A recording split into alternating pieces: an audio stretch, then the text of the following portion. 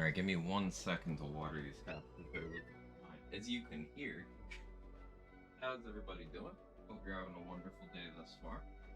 And happy anniversary, Borderlands 3. 4 years ago today, this game decided to make me like doing video game math. Well, I didn't get into theory crafting immediately, but the existence of the game was an omen. 4 years, yeah. Time is crazy. In commemoration of that, I was provided with a few codes by 2K to give away some copies of the thing you're seeing on screen there, Pandora's box. Which, if you don't know what that is the entire Borderlands franchise in a bundle. Like, BL1, all DLC. BL2, all DLC. TPS, all DLC. BL3, all DLC. Both Tales games. All in one bundle. So, that's pretty cool. I've got a couple codes for each platform. I'll just be throwing those out throughout the stream. The Wonderlands isn't Borderlands. Pandora's box of cocks. Release degeneracy into the world and irreversibly spoil the minds of humanity. Their nightmares and daydream will be bursting with the unimaginably lewd. Normal conversation will be still. The timing is incredible here. Imagination spiral. Incredible timing, Stump. Never change. Thank you for the 28 months with the 23 streak. I appreciate it. It's great to see you. Hope you're well. But yeah, to answer the question again, no Wonderlands, because Wonderlands isn't Borderlands. Like I've been saying for almost 2 years now at this point. You know, they've been pretty consistent. Wonderlands is not Borderlands.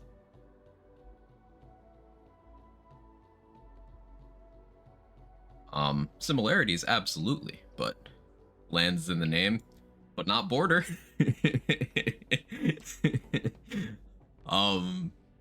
But yeah, so I'll just be dropping reminders throughout the stream.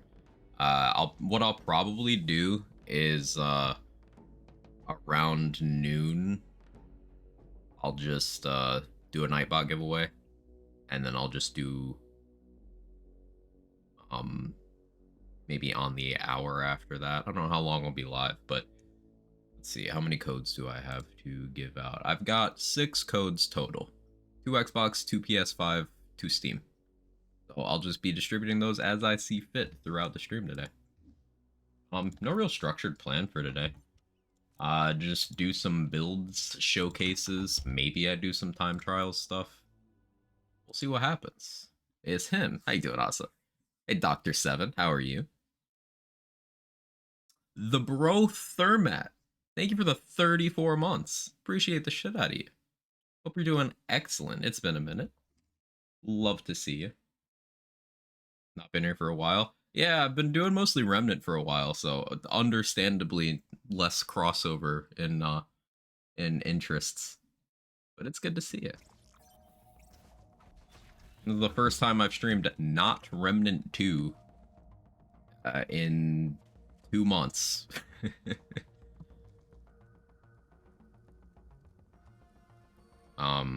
Yeah, I should actually greet everyone properly as well.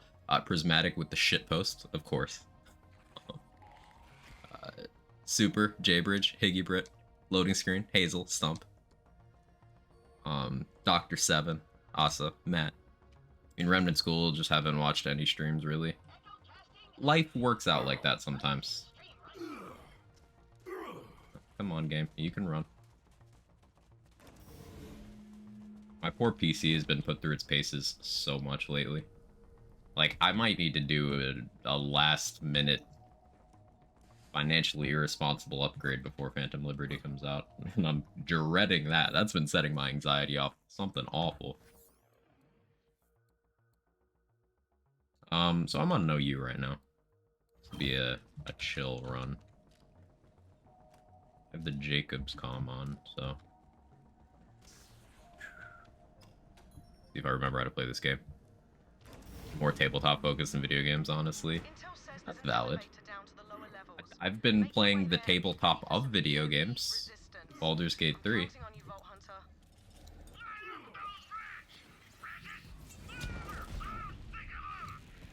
Which is similar in sound to Borderlands 3, which is 4 fucking years old.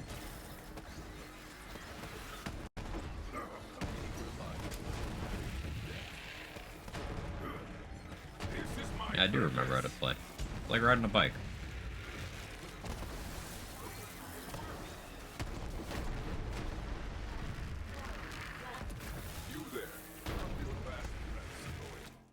Turn down the sound a little bit on your end. A little loud for me, so it's probably crazy for you. Is that better? Is that too low? Let me know. Or the Phantom Liberty is making SSD the baseline.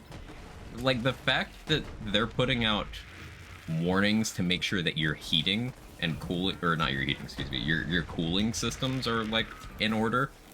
That kind of gives me some pause, because I haven't repasted in a couple years. I probably need to.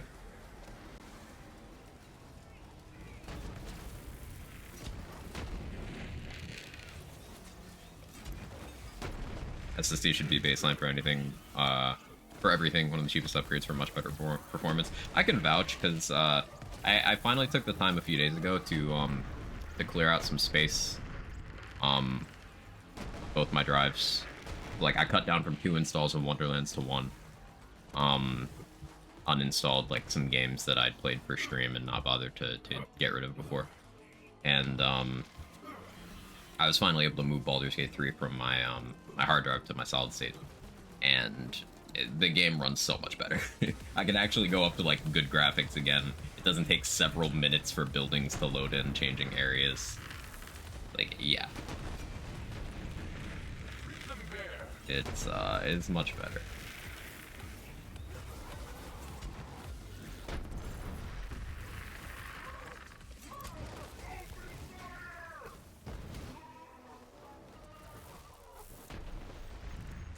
Starfield Dozen was almost unplayable on HUD. Yeah, sounds like the same story. Does BG3 require? Yeah, basically, yeah.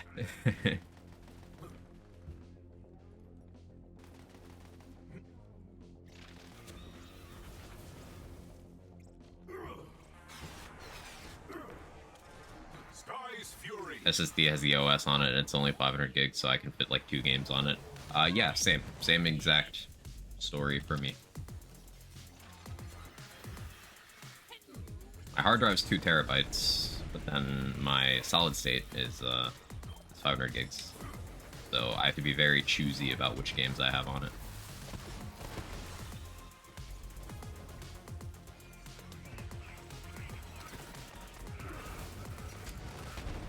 Yeah, that's another way that future Lands games could garner some goodwill with gamers. Another pro of the anti-load screen design is if you spend longer in one map, then people can put you on your slow drive. Their slow drive, and then you're good. They'll actually have your game installed, and they won't have to choose between your game and other games.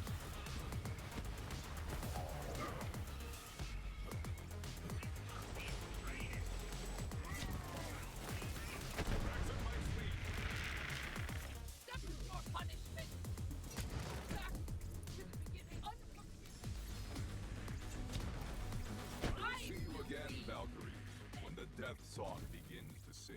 1000 gigs SSD on mine. It's quite nice.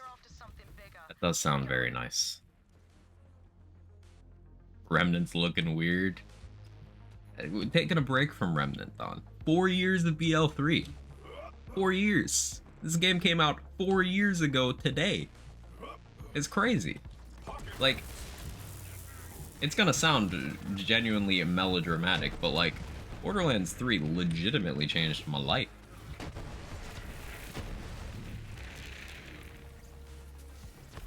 I was processing some difficult life shit at the time, so it gave me a more positive outlet than some of the other stuff that I was doing to occupy my time.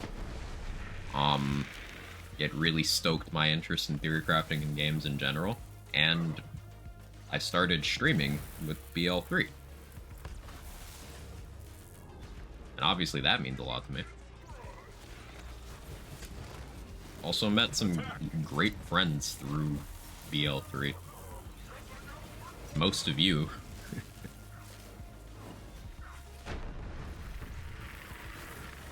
It's significant.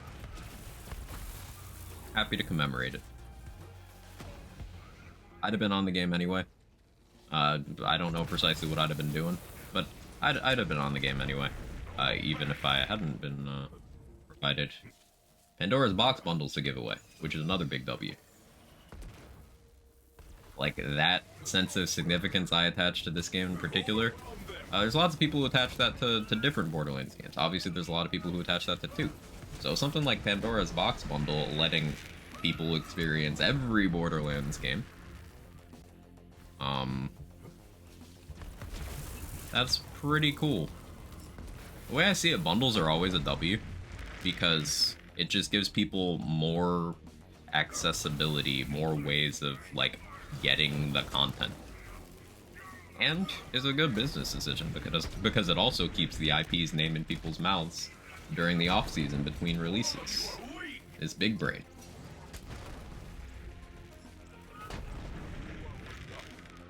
Hopefully it keeps people, waiting for the next title, because I still think they should take their time with announcing another game.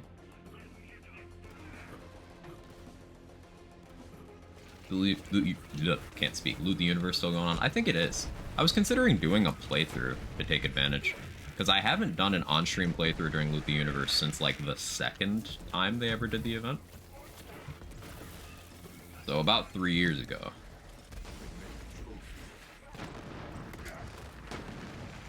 Remember the old streams, no cam, laggy streams that I was here to learn? Such good times. Such good times. I started using a cam about 3 years ago. It was September. I remember that much.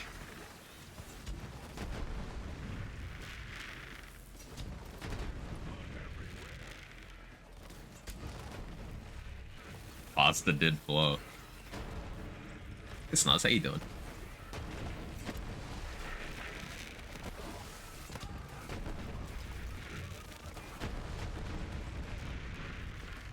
Rat explosions. Never gets old.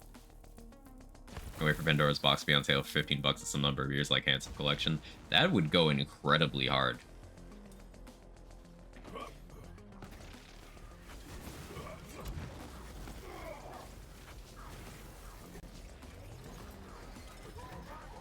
This is also my first time booting BL3 since the most recent patch.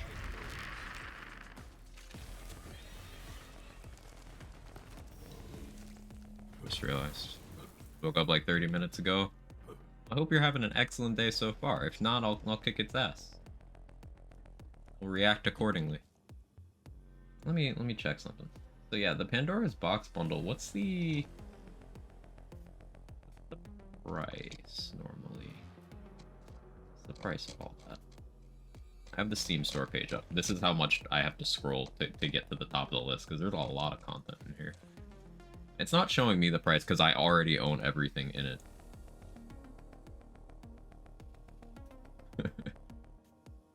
I don't feel like adding up everything in this list, but that's a lot of value. It's like, I was just pondering, like, if this bundle ever goes on sale, it's like one of the most valuable bundles I think I've ever seen, like, sold for game collections.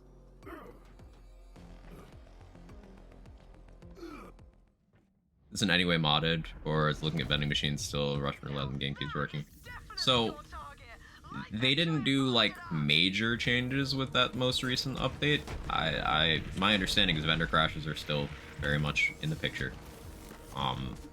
But I still have the QOL mod by Dr. 7 to minimize the impact of that, so it doesn't affect me either way.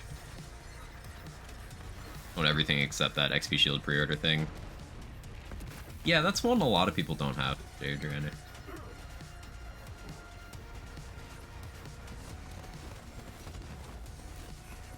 And honestly, I never use that stuff anymore because I'd start all my new characters at level 13.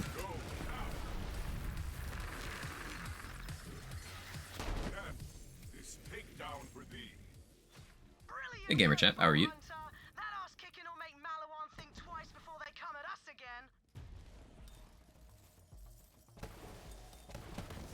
Wasn't really paying attention, but I think that was a good Woden kill.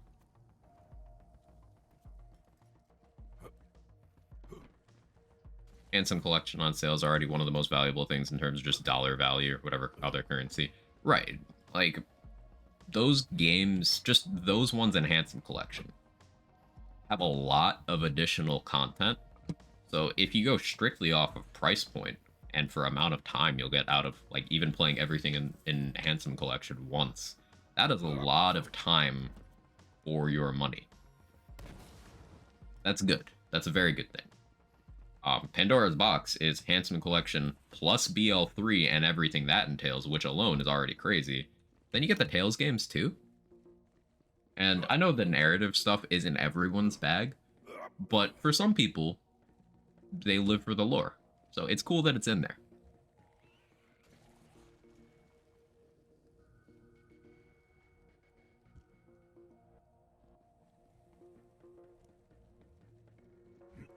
Steam is putting it $59.99 for $664 of content. Insanity.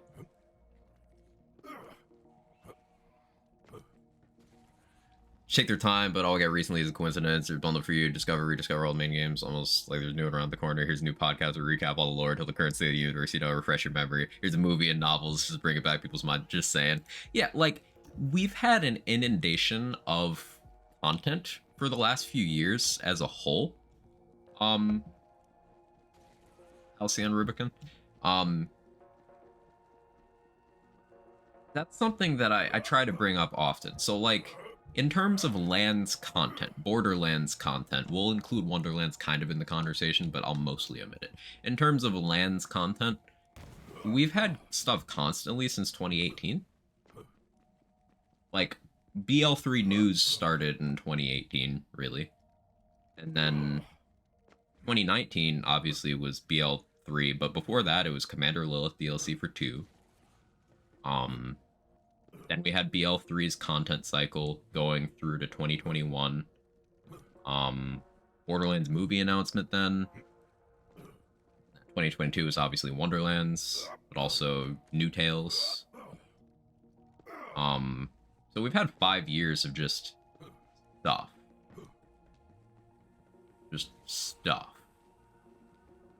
So I always find it interesting when people feel like the IP is dead because there's been no main series releases since 2019, and it's like, have you been paying attention to? They're very much making an active effort to keep Borderlands as an intellectual property relevant in people's minds.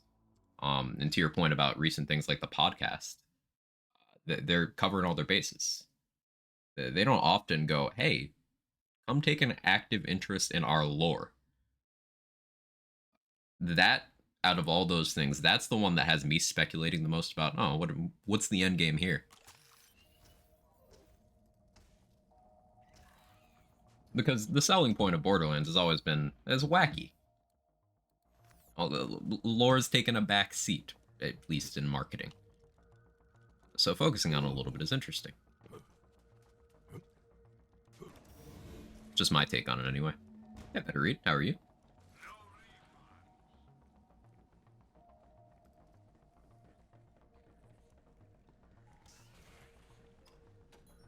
What was I doing here? Oh yeah, I was doing Gold Rush cheap tips here.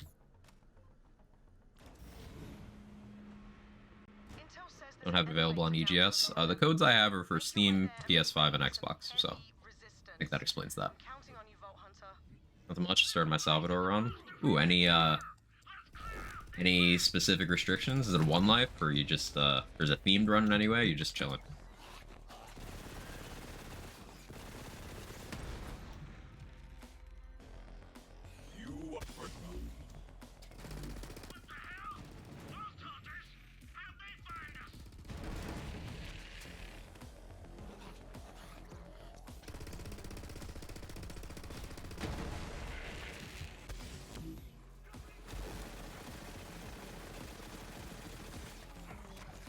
So I like this setup because it's just a couple of guns people kind of forget about. But Gold Rush and Cheap Tips are very weird Hyperion SMGs that kind of reward doing specific things other than fighting. Valuing different kinds of pickups, and you can combine them. Cheap Tips gives you a ton of gun damage just for landing hits, as long as you pick up the boosters, and then Gold Rush gives you just good QOL stats for picking up money.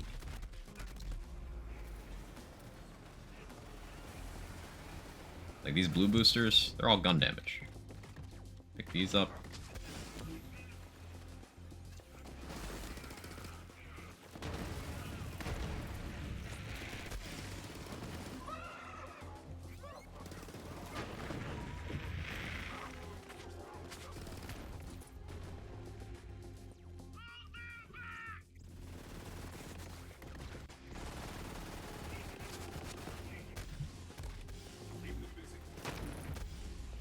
Ouchies.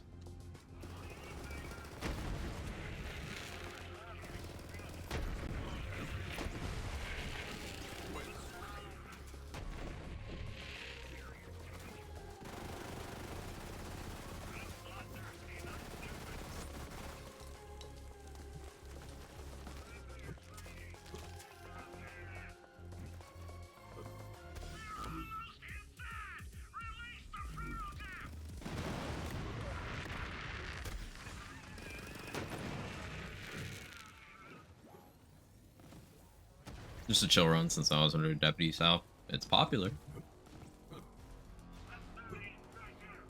You're definitely not alone in enjoying that run.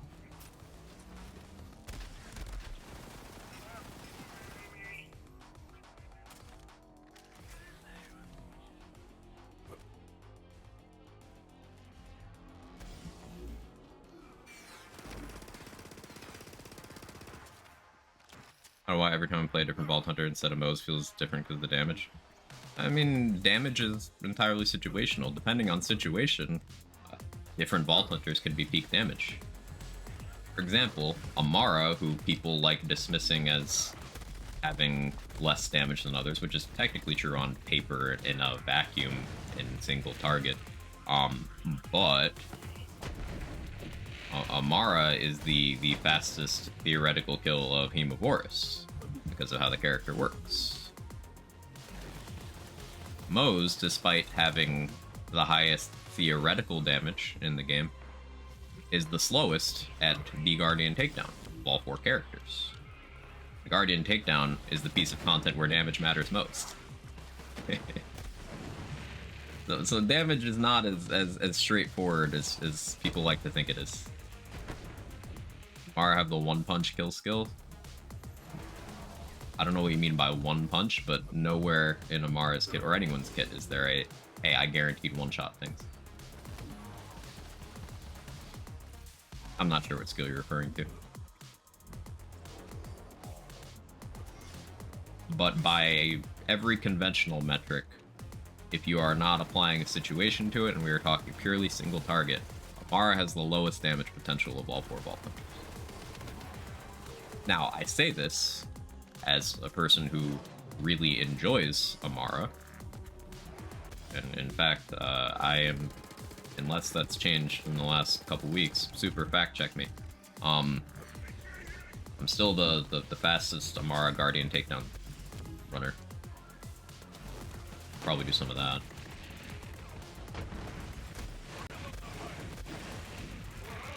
And that's just because content clear depends on the tools you bring. More than the character you bring, if we're being honest. Oh yeah, Reflux is a gun that exists. You know, Reflux setup, and it does that in single target. This gun's silly. I love this game. This game's so good.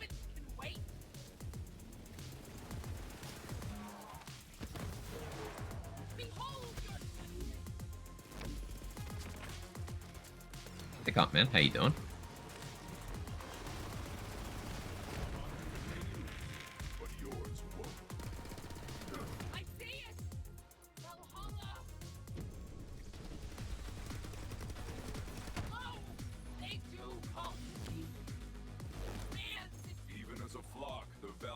Increase level cap.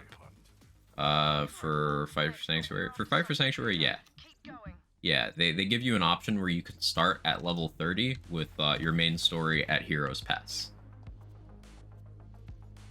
Which I think is really cool. In a game that like forces you to do multiple playthroughs to get to max level content, them allowing you to effectively skip to what in my opinion is the best part of the first playthrough is good. Was it 15 before? No, it was always 30 for Fight for Sanctuary. Because you wouldn't be at level 15 at Heroes Pass.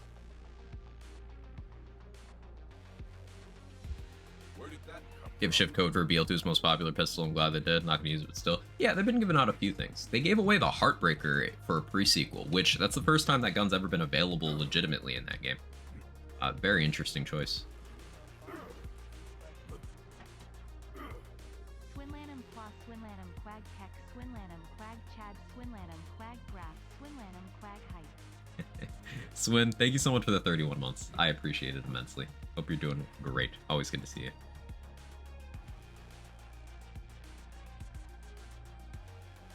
I haven't played Borderlands 2 in a long time. It's always fun to go back to things you like.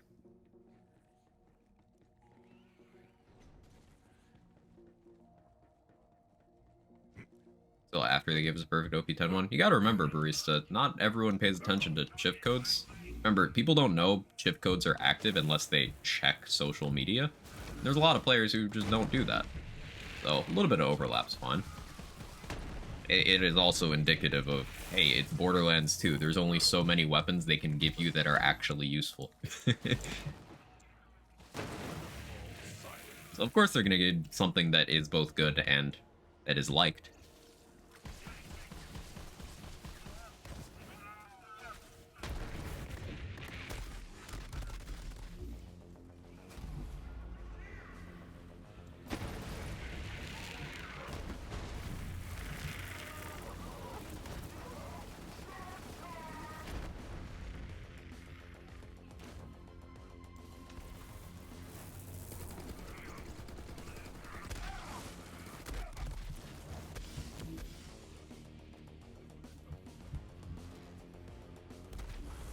Oops. That was greedy.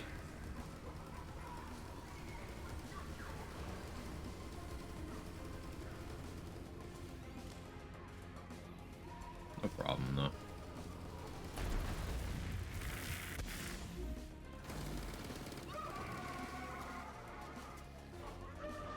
Playing Maya OP2, just like the crowd control. Maya crowd control is satisfying.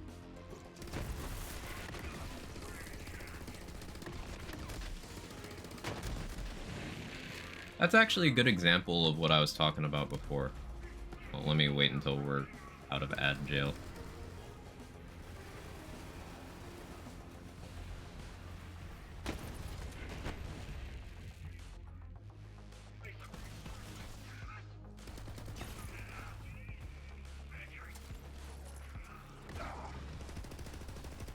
But yeah, Jay Adriana, you mentioned Maya OP2 for liking the crowd control. That's a good example of what I was talking about character balance before, where Maya's really good at mobbing in that game because she's got good crowd control and her kit's just suited to it. Maya's damage is terrible compared to most of the other characters in a majority of situations. Damage does not equal clear speed or viability.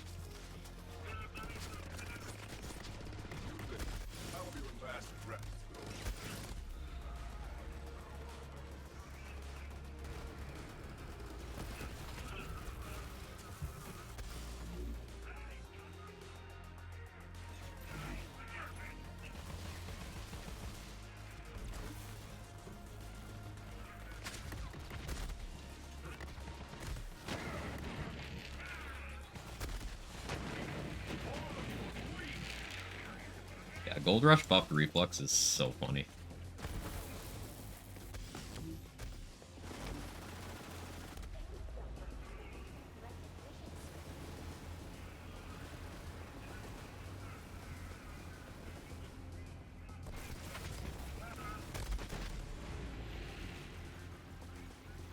Exhausted, enjoying the day off. How about yourself? I'm doing great.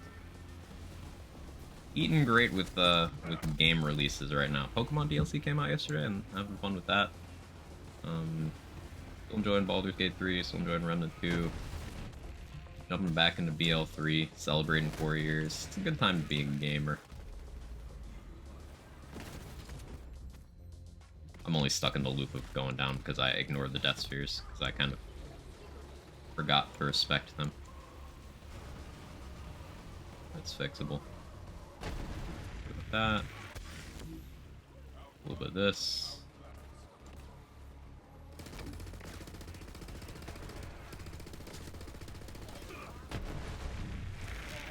Easy peasy.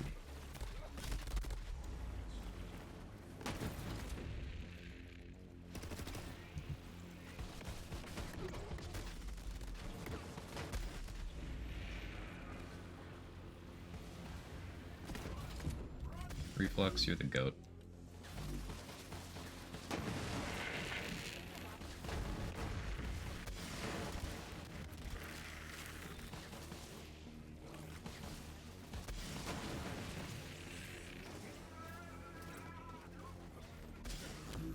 Filthy Krieg main. Krieg's a fun character. Diverse in what his builds allow you to do. Is one of my biggest points of appreciation about this game, and it's not very present across the board in Borderlands 2 otherwise. So Krieg's a big W.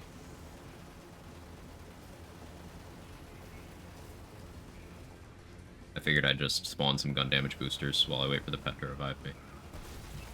Now I can pick all these up.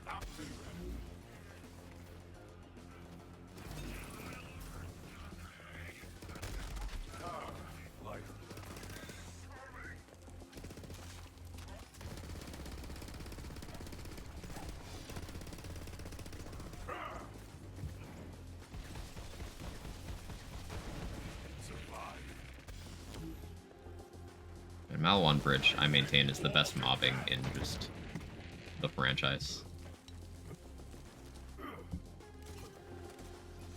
Just think people complain when there's nothing, no rewards, and they do get something, they complain about what it is. Oh, always. Remember when people complained about free content drops for multiple instances of Borderlands content? Remember they complained when Piper Sanctuary was free? Both times that it was free? How about the free window for the standalone Dragon Keep re-release? Remember when they complained about that?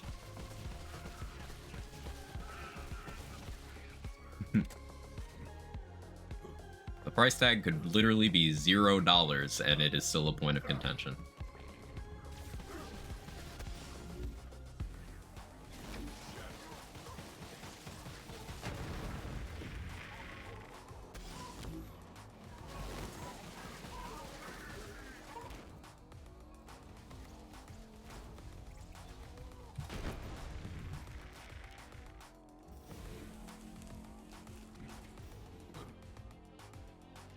Personally, seriously, gonna get into Cyberpunk with the DLC around the corner. Yeah, I'm really looking forward to that too.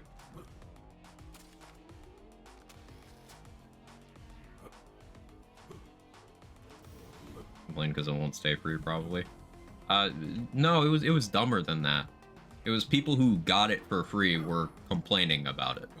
Like, people who got it. Not people who were unable to claim it for whatever reason, which is very small categories of people. It's people who had it and were playing it were, like, complaining that it was free. The most unhinged.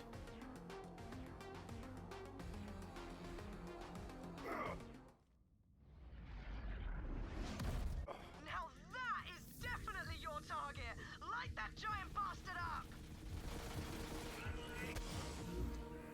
Just want some boosters here.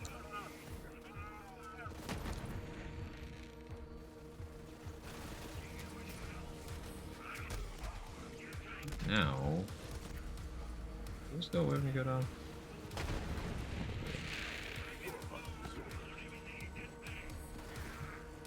See, this is actually a bit awkward because I'm trying to enable my buffs without getting too greedy. Okay, that's some boosters. No.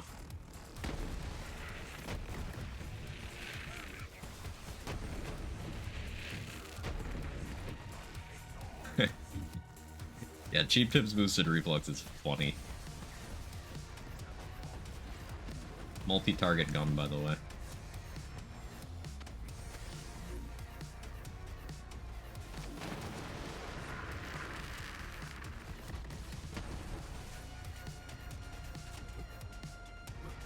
Because we left some boosters on the ground over here, I can pick some more up.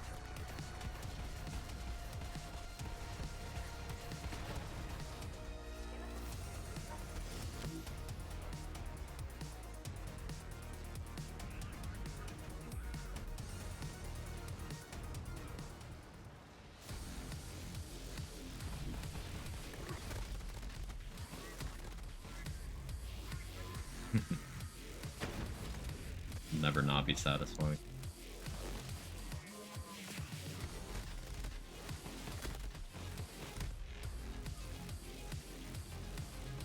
Got plenty of second wind fuel.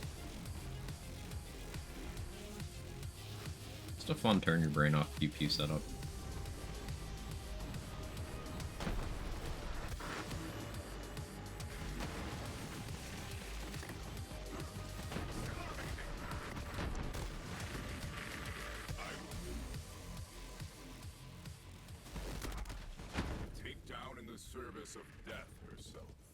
Fucking reflex again, are we? Of course.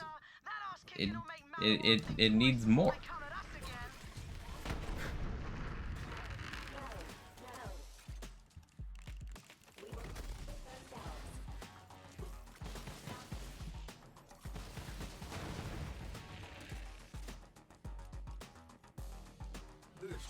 Hey Pilot, good to see you. Hope you're doing great.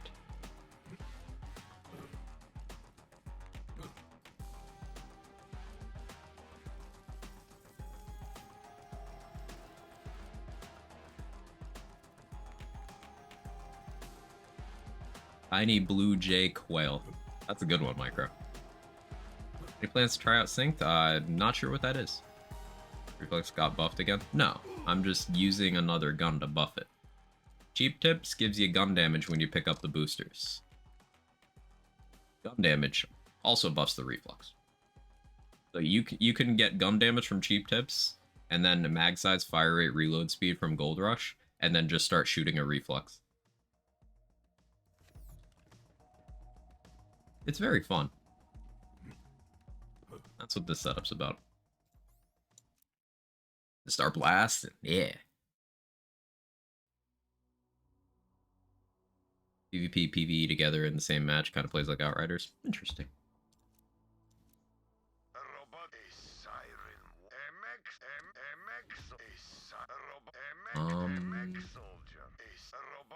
Do some gorilla. Actually, do some gunboyish stuff. Really faith in Glenn's game at this point just because the fandom. That's part of why I want them to let it cook properly, because you need to give the fandom more time to actually develop structured and less emotional wish lists on things.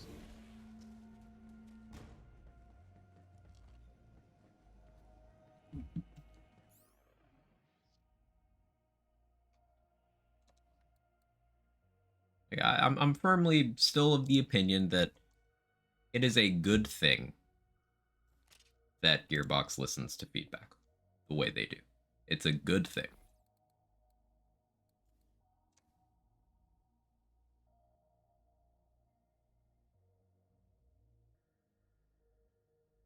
Let's do that. That. Yeah, we'll just put on. That's for emergencies. Also emergencies and also emergencies. Like a revolter, yeah. Let's see, nice corrosive. Filter's not quite correct for this, but I'll do it anyway. What pet do I have? Yeah, that's fine.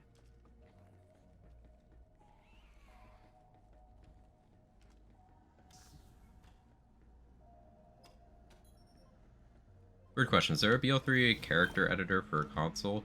There might be for PlayStation, but I don't actually know. Make your way there and be ready for some heavy resistance. I'm counting on you, Vault Hunter. Some comments like, can you ask Lilith if Phase Walk Pearls in the franchise? Well, yeah. There's some people who just don't think about things the same way. Like, for me, show me how pearlescents equal gameplay. And they don't, so I don't care about them. It's that simple. It is legitimately that simple.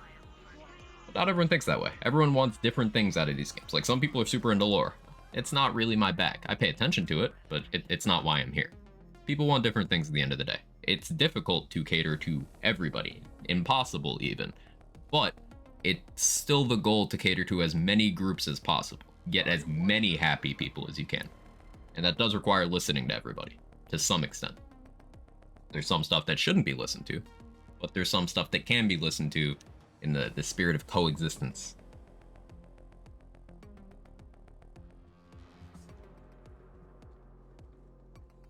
Just making sure I actually hit the true switch.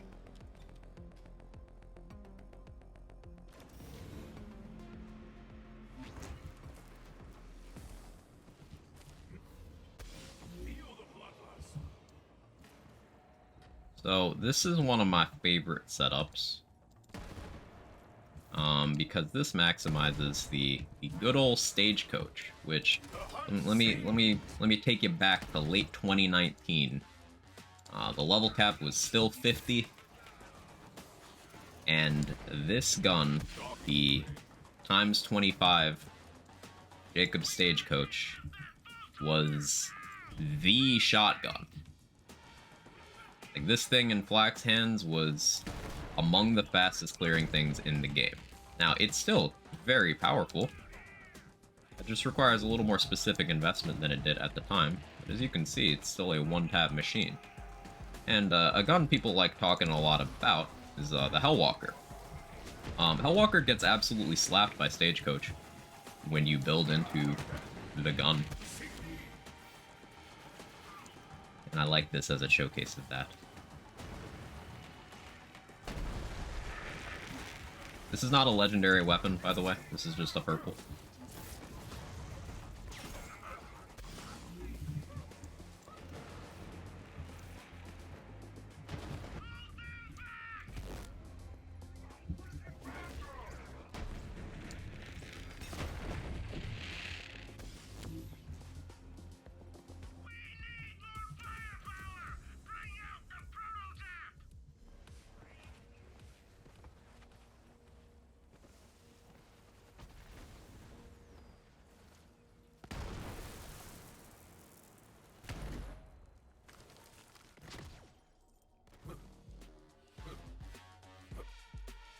Part of me understands the Witcher Pearls. Some people just get excited based on color. Yeah.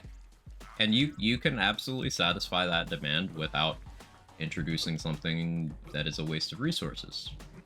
Implementing pearlescents exactly as they are in, say, Borderlands 2, waste of resources. Waste of everybody's time. But if you were to, say, do something like the Wonderlands Redux mods implementation of pearls, I'd be very okay with that.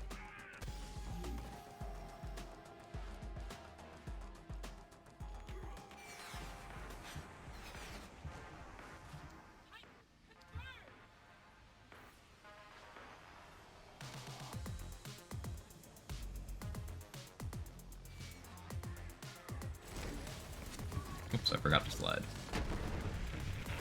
Skill issue. Take it down here, let my pet get me up.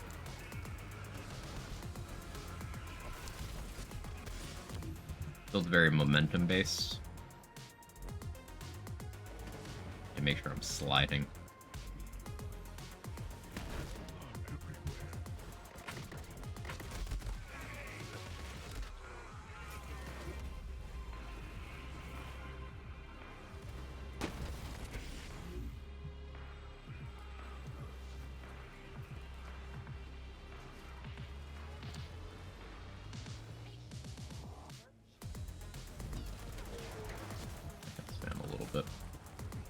using Borderlands 3 kind of good? I think it's incredibly good.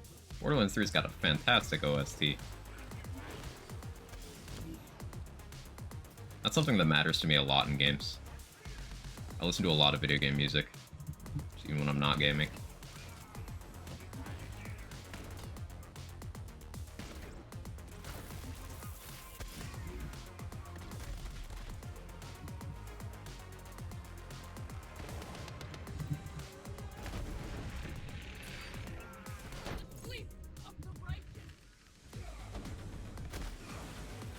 Color reflection.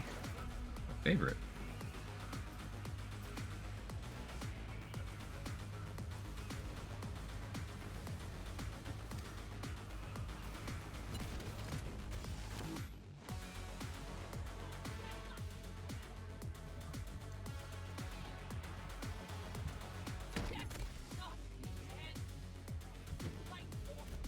Aw, lost my stacks mid-air.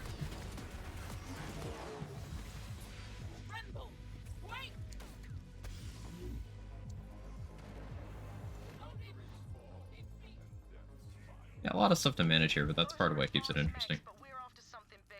Stackbot class mod gives you up to 495% gun damage at 99 stacks, but they go away if you fail to crit with your gun, or if you go down. So I'm having to maintain my toboggan sliding, avoid excessive reloads so that I can keep my gun annoying active, and maintain my stacks. Very tactical. I like it.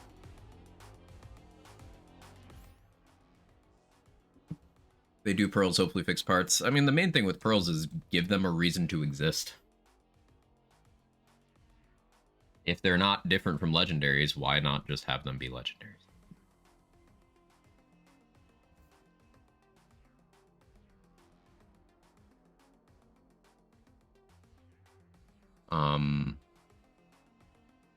I had 125 stagecoach to 72 is an 8 mag. That's still not bad.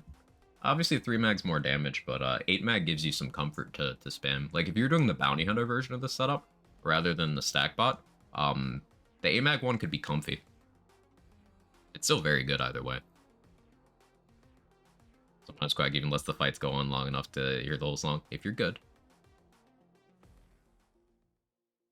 Last epic I think does rarities very well, more specifically rarities. That's just a typical set of standard non-unique rarities and a unique rarity. That's good to hear. Keep them busy.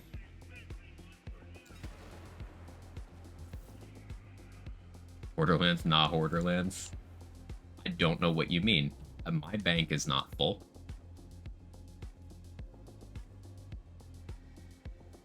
I don't have every character in max backpack space. Like, what do you mean? I only pick up items sparingly.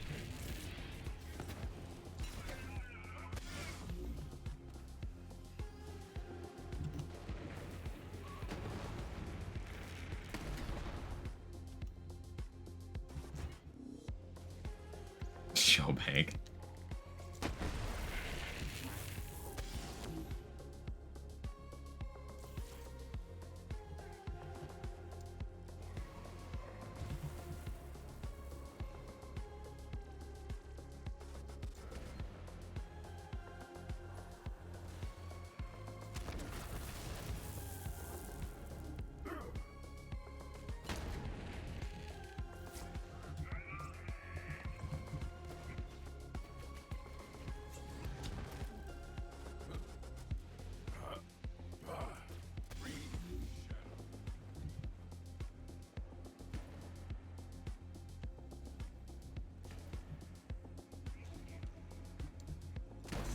To remember.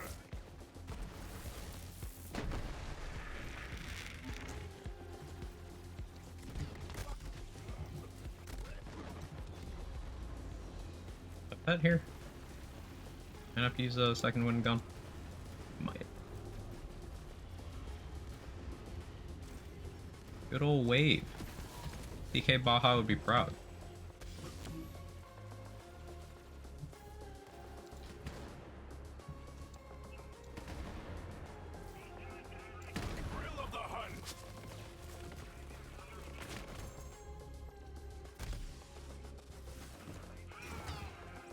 Morning, Goliath. How you doing?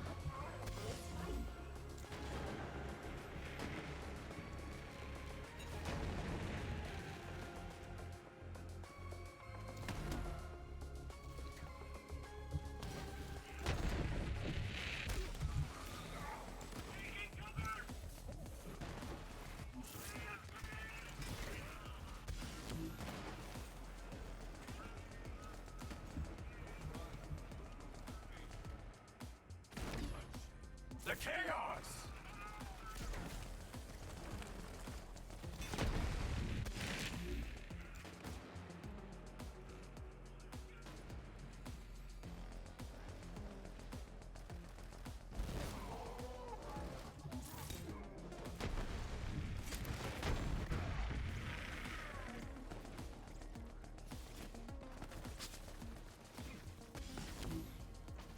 Don't normally wait out my cooldown like that, but figured why not.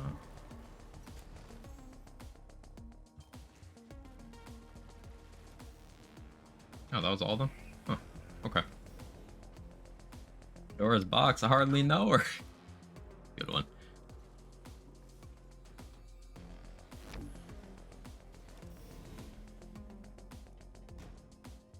Start a new Wonderlands playthrough with a homie. Have a good rest of the stream. Thanks for hanging out, Micro. Wonderlands playthrough sounds fun. Hope you enjoy that.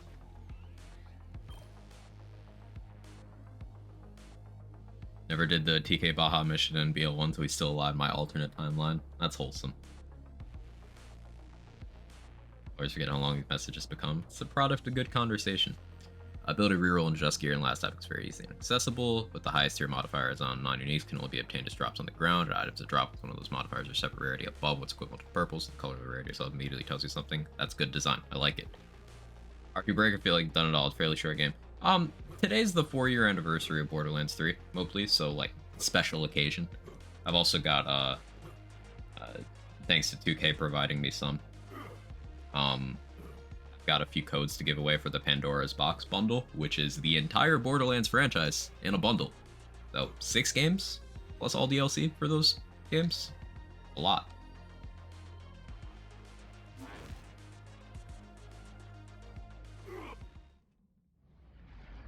Definitely not done with R2.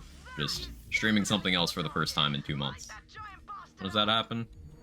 I was planning on giving away the first wave at noon, but honestly, I'm down to do it in like a couple minutes. I've got 6 codes total to give out. Keep fighting!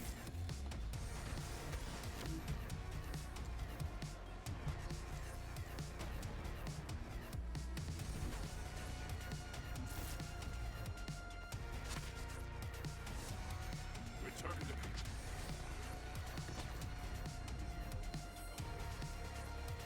You have fight in you yet. Shoot me. Don't shoot me. Just don't do it. It's not worth it.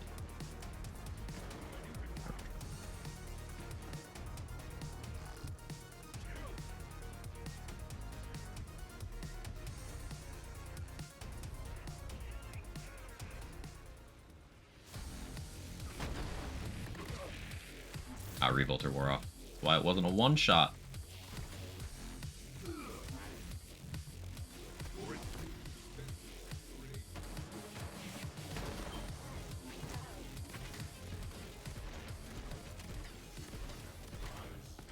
Take down in the service of Feel good. death herself. Brilliant work, Vault Hunter. That ass kicking will make Malawan think twice before they come at us again. Hey Coco, how you doing?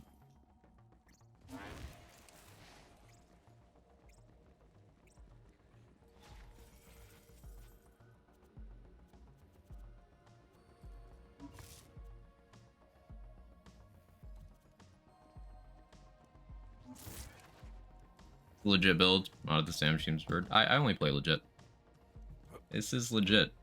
So something that kind of launched my channel, Mopley, is I'm very enthusiastic about theory crafting. Myself and a couple others were sort of the core group that discovered how a lot of things in this game work, and the thing that put me on the map as a creator is I made what is, this is gonna sound like me jerking myself off, but sorry, objectively the best black build. I did that. Me and Rator passing shit posts back and forth resulted in the strongest flak build ever made. So I also play other builds. It's not this build, it's a different one.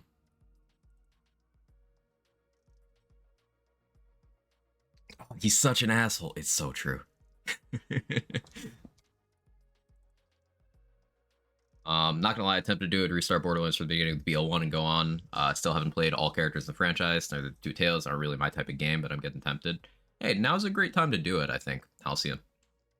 I know Lazy Data's been doing a full series One Life. So One Life, BL1, 2, TPS 3. And it's been enjoyable watching him route that out. Never gonna get over Bloodstar Beast and Mara build. It's shite, but hey, I like the gameplay. That's one of the things I like about BL3. What you consider shite is probably not. It's probably fully viable. And you can craft all these different gameplay loops. A lot of depth to the game. This max? Yeah, this is on Mayhem 11. If you want to see some of the craziest stuff that's possible in this game, Mowgli, that's the Borderlands 3 Community Time Trials leaderboard. So with some rules to keep things like even and competitive. That's the fastest recorded content clears for all of the endgame activities.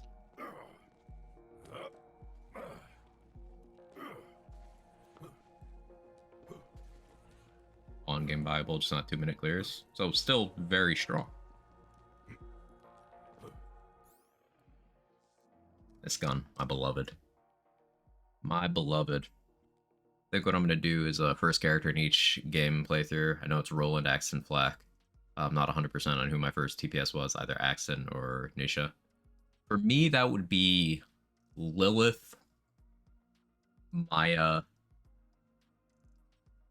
I don't remember who my first TPS was. The first one where I really enjoyed the game was Timothy, but for 1, 2, and 3, it's Lilith, Maya, Flack. Will stack be better? No. Stackbot is already 495% gun damage. Kill stack being additive with that makes it a lot less impactful than getting a corrosive bonus element on a non-elemental gun. Still doing the events, Cabin Hall and Be Soon. So a couple years ago, they made those seasonal events, Cartels, Broken Hearts, and Bloody Harvest. They made those just things you can turn on in your main menu. You can do Haunt whatever you want.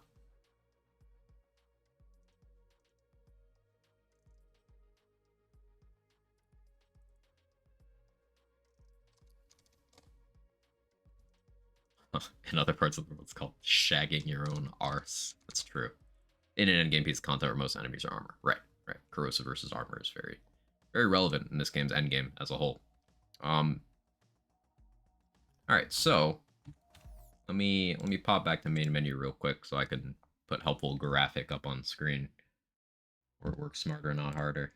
So this thing. I'm gonna give away a couple copies, so I'm just doing this so you can see that in the chat. Let's see. Type Pandora in the chat if you want to enter. I'll do the giveaway through Nightbot. So the way it'll work is if you win, I will then ask you what platform you want it on. I have PS5 codes, I have Xbox codes, and I have Steam codes.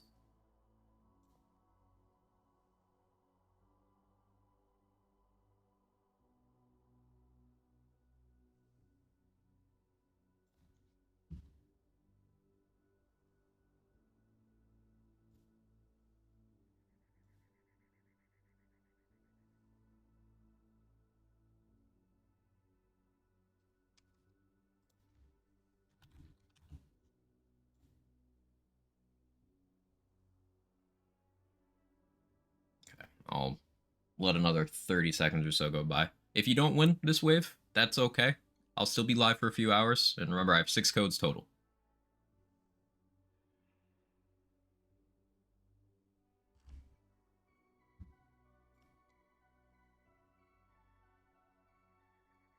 And yeah, like what Swin mentioned, if you do own some of the content already, remember that Steam will shave off the price accordingly. So let's say you own BL3 and its DLCs, but you don't have the other stuff. Well then, like Steam will subtract the BL3 stuff from your price. Cool. let's see. Rafflor. Oh, go ahead and let's see. DM me on either Twitch or if you're in the Discord server there.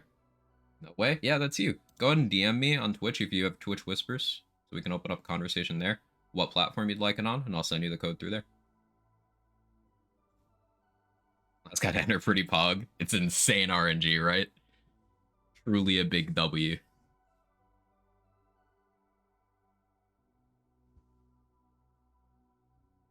Just let me know once you've sent that DM, Raffler, and I'll DM you back.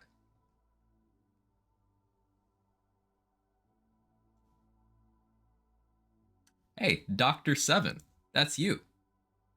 I figure I'll do 2 at a time, so. Look at that. Dr. 7.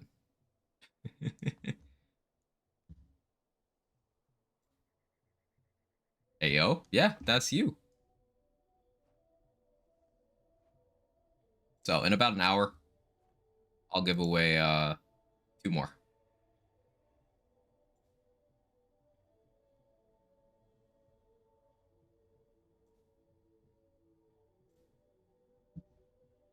Okay, let me copy paste that for you, Raffler. I got your message.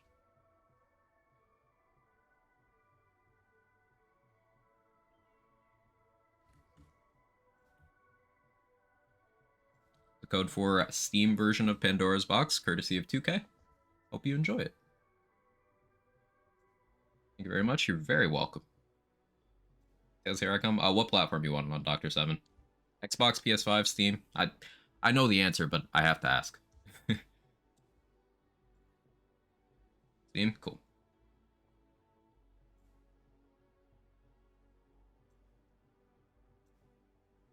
So, predictably, because that's how these giveaways happen, the Steam codes have gone first. So, I have Xbox and PlayStation codes left.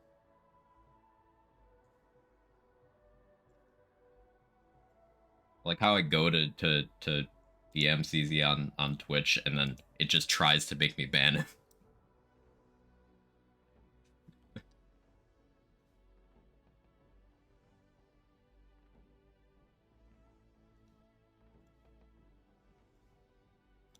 Do both? Based.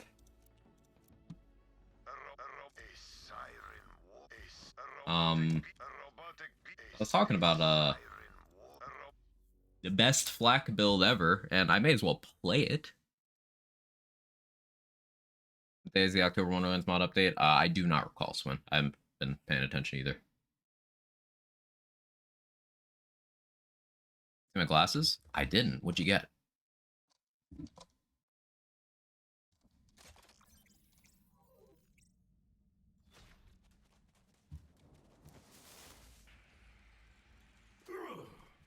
Make sure I have everything equipped that I need. Beauty of this build is I don't need to have the right things equipped. But yeah, this is Rackstad. This build is just the fastest clearing flak build for almost all endgame content. It is also the flak build that's capable of hitting the highest damage number. So if anything can be quantified as best.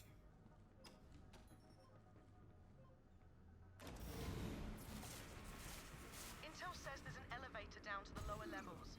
Make your way there and be ready for some heavy resistance. I'm counting on you, Vault Hunter. All of you are weak. Some days you hunt. No dot even? What do you mean?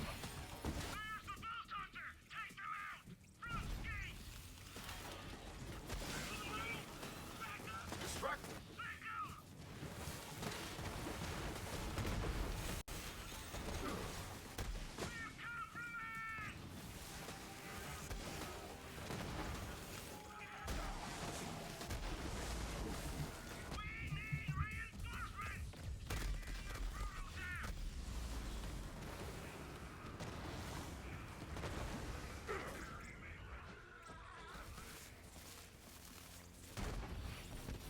I don't have overkill. I don't know if that'll matter.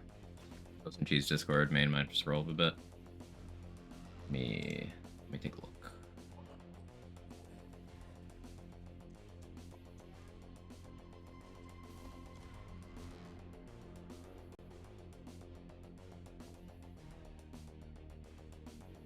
Ooh, those are nice frames.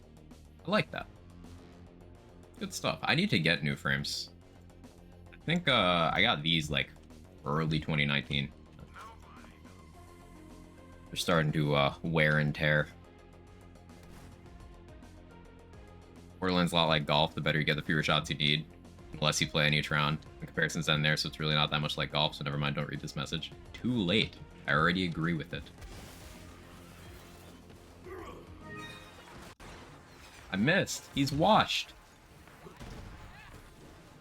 Take me back to 2019. Alright, after this run.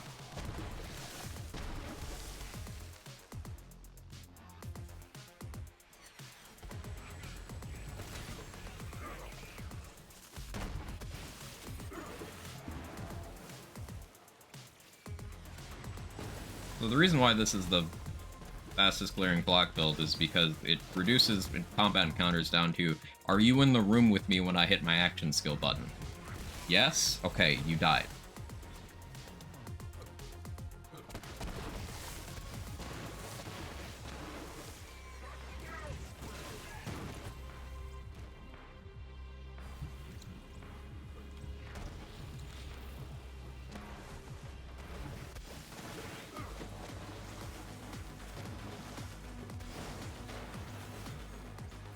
Valkyries fall, and death smiles.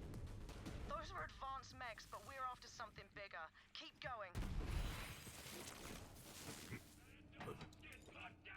Might do some Amara speedrunning today, too. Kinda got the itch. Still can't aim a fish, feeling this 2022 vibes? Listen. It is what it is. Aiming is optional. Aiming is such a thing of the past. Why aim when you could just gesture? So I get splash radius. Exactly.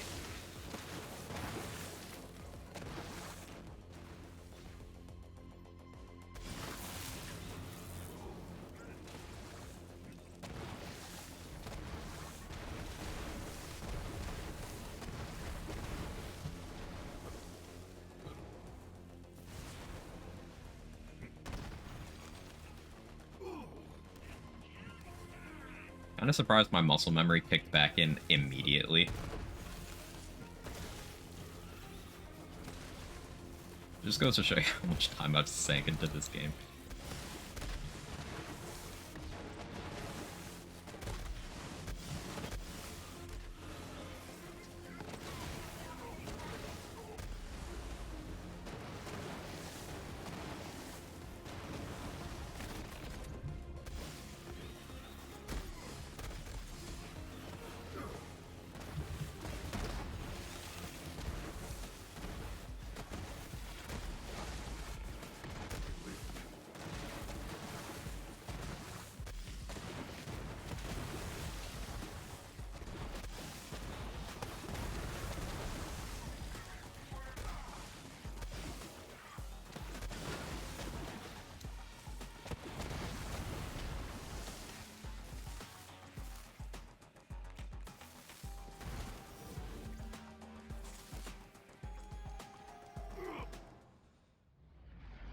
I am when you can summon air rats. That is Well definitely put. your target.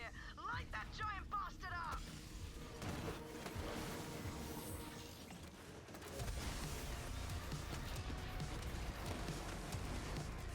up. You went for the one where I can't do the flashy thing?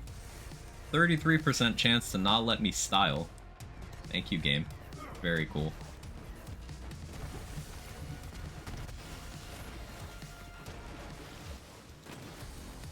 Death is takedown for thee. That was the slow kill. Brilliant work, Vault Hunter. Unbelievable. That ass kicking will make Malawan think twice before they come at us again.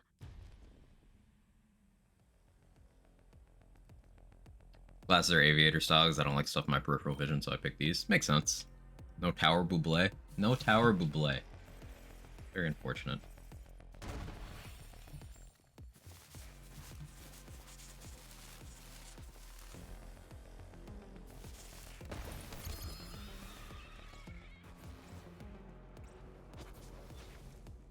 W10 again, 'cause that wasn't very flashy.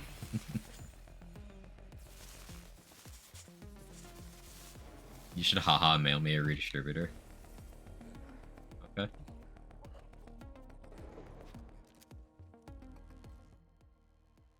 How do I send mail?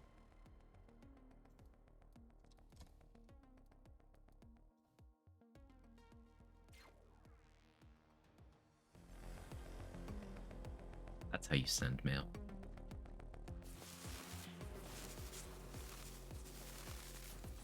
Or alternatively, is sending mail just like the gender switched equivalent of that phrase serving cunt? Sending mail?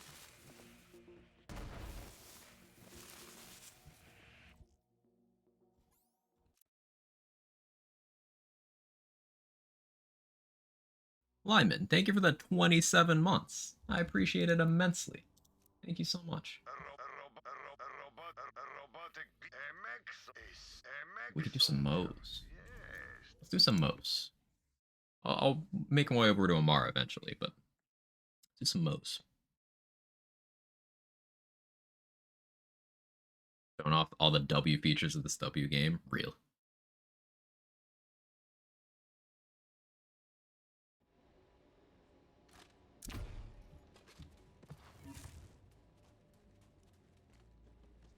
So I've played this game a lot.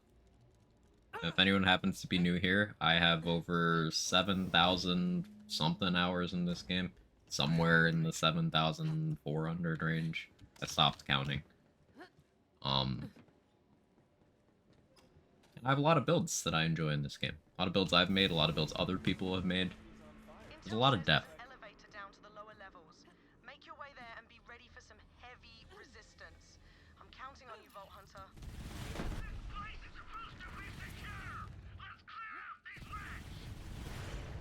This one was made in response to people saying sniper rifles are bad in this game. Yes, this is a sniper rifle. It was also in response to people thinking that you have to blow yourself up constantly to succeed on Moes. And like, nope, this gun's completely safe. It is not capable of hurting you. Hurts everything else, though. It's also a good rebuttal to the idea that you have to overspec Green Tree for infinite ammo shenanigans, because you don't. Overspeccing Green Tree is actually one of the easiest ways to sabotage your Moes' damage output and overall quality of life.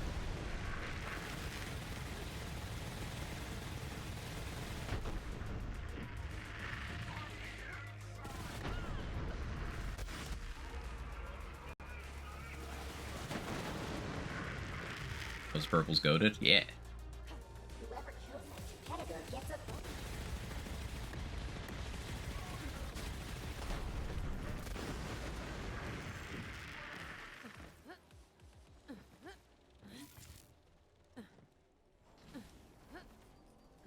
A little wash, so I don't know if I'll pull it off successfully, but it's possible to keep one iron cub through the entire takedown with this build.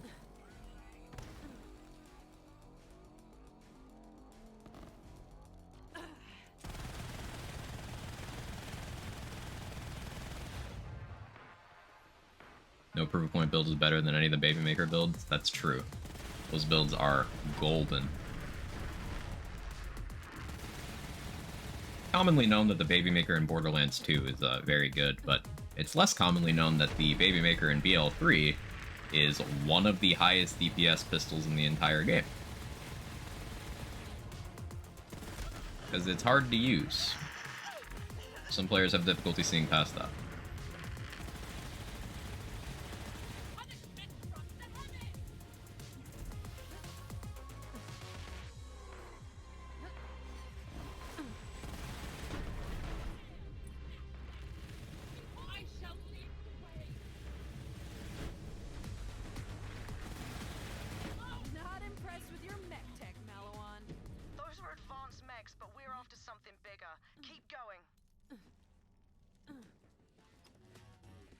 Another thing I like about this build is the outward simplicity of it. It's really just me holding a trigger down until the room is clear.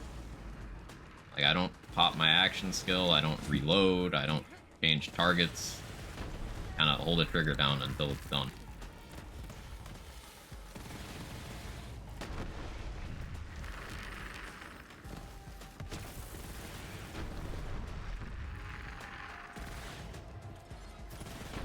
Now, if the entire game was that simple, I'd be having a terrible time.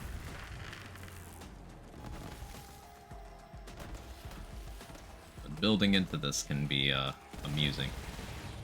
Amusing to have in the back pocket. You have to aim? That's debatable.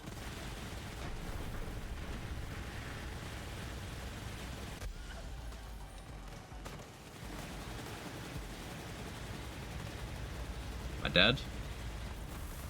Oh no, boxes is finished.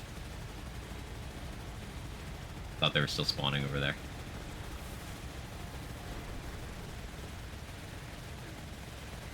If I just do this... If you walk where I'm looking, you die, enemies. That's how this is gonna work.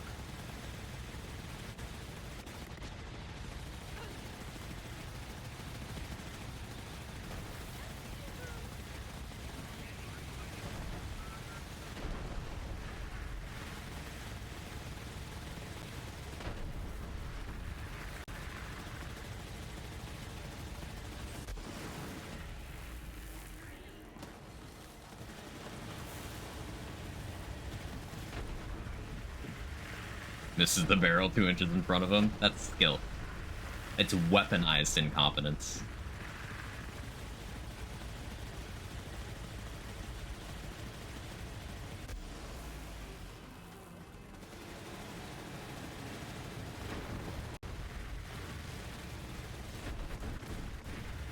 Hey Worm, how you doing?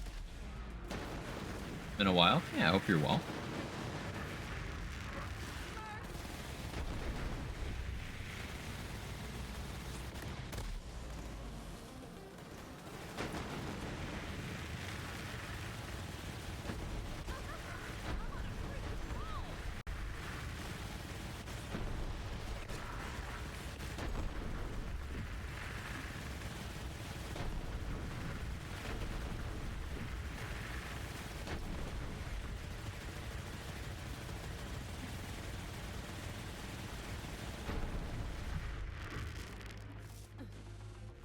Second this month to be 34, but I'm good. Honestly, the way I see it, like, after a certain point, another year is just another year. Like, it's an achievement, if nothing else.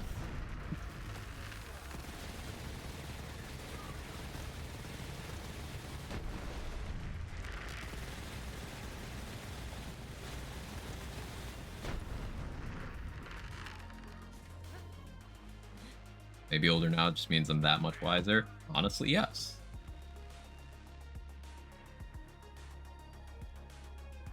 Makes me wonder if Cyclops or Superman ever have nightmares and wake up screaming, accidentally fire off eye beams.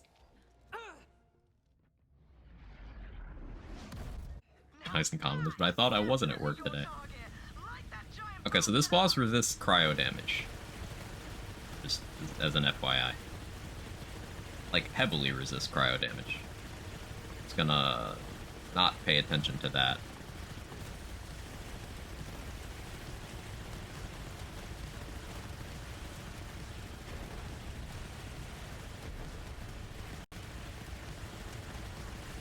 Still play Pokemon at all? Yeah, yeah. I played a bunch last night and this morning. The DLC for Scarlet Violet came out. I've been enjoying that.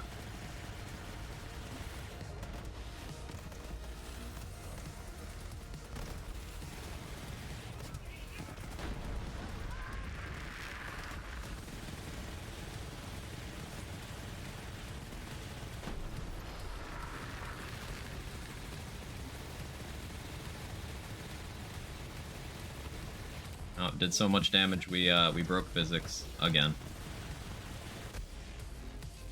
Oh no, I'm down. In so much trouble. Actually making me ADS is toxic. It's very rude.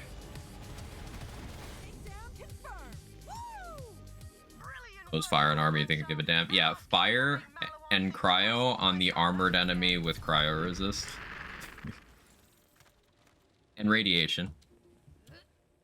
Because all elements of my damage are resisted by that boss. Because short fuse is non-elemental. That's resisted by armor. Cryo resisted by that enemy particularly. Radiation from my annoyant resisted by armor. Fire resisted by armor. Mose does not care.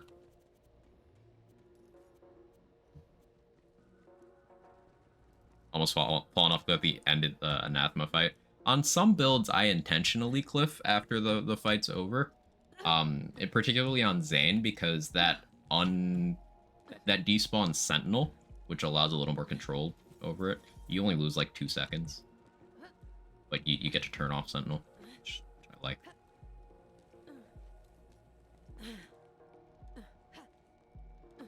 Need to get those still games in the DLC. Still stuck with Sword right now. I did a playthrough of Shield again, Shield and DLC, like last month. I enjoyed it.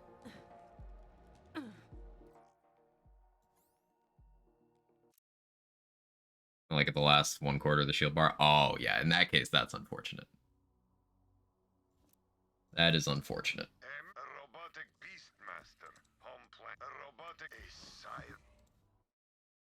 Okay, you've seen hilariously simple Moes. You've seen a few flavors of highly optimized flak. Now get ready for makes no sense, but is fastest Amara. Pasta, yes.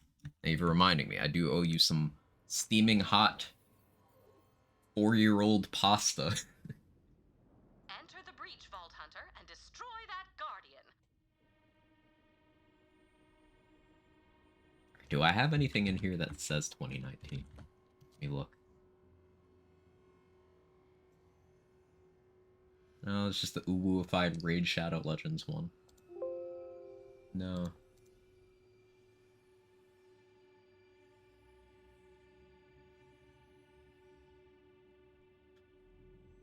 The classic. Ready? The OG. Freshly microwaved.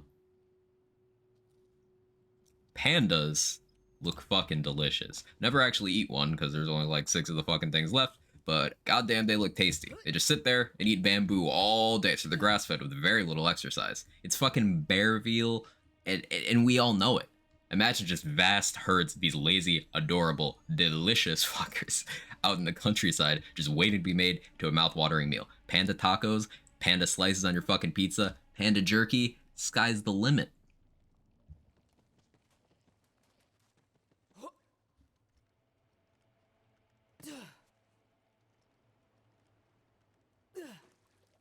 Checked out for a little bit, come back to Quag ranting about eating pandas.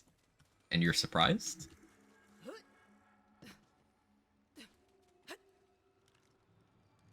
Try panda based. So, light sensitivity warning. You're already in a BL3 stream, but be aware. So, this is an action skill build.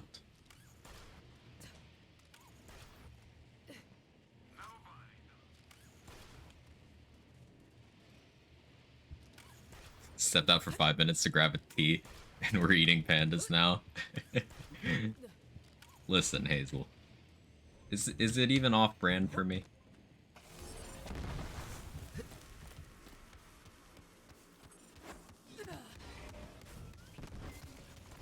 What could have happened here? The planet does not appear to have been ripped apart, so much as burst open from within. So this build is the fastest Amara build for both the Malawan and the Guardian takedown. I am not the record holder for Malawan, but the run does use this build. But I am the record holder for Guardian. There's still time save there, so I haven't bothered to grind out enough to improve it. I don't know the timer on right now, but this is how you do it. You reload aggressively while running by things.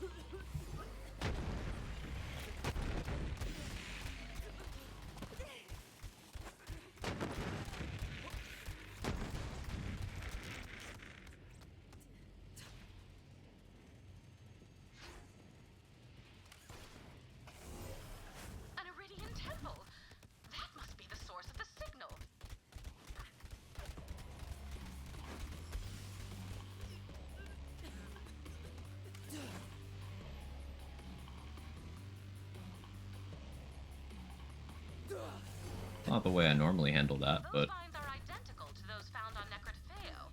there's a lot of ways to do the movement in that room if you have a bunch of movement speed. Disintegrating structure.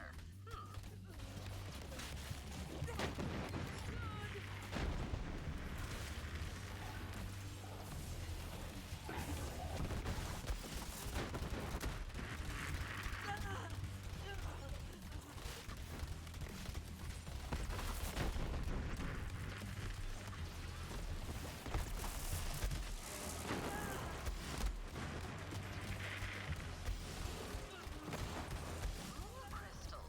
Interesting.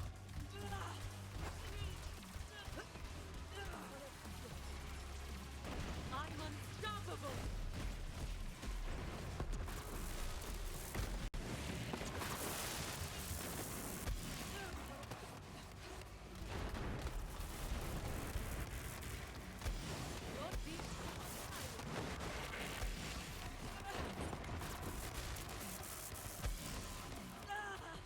Am I looking at it? I don't understand what's going on.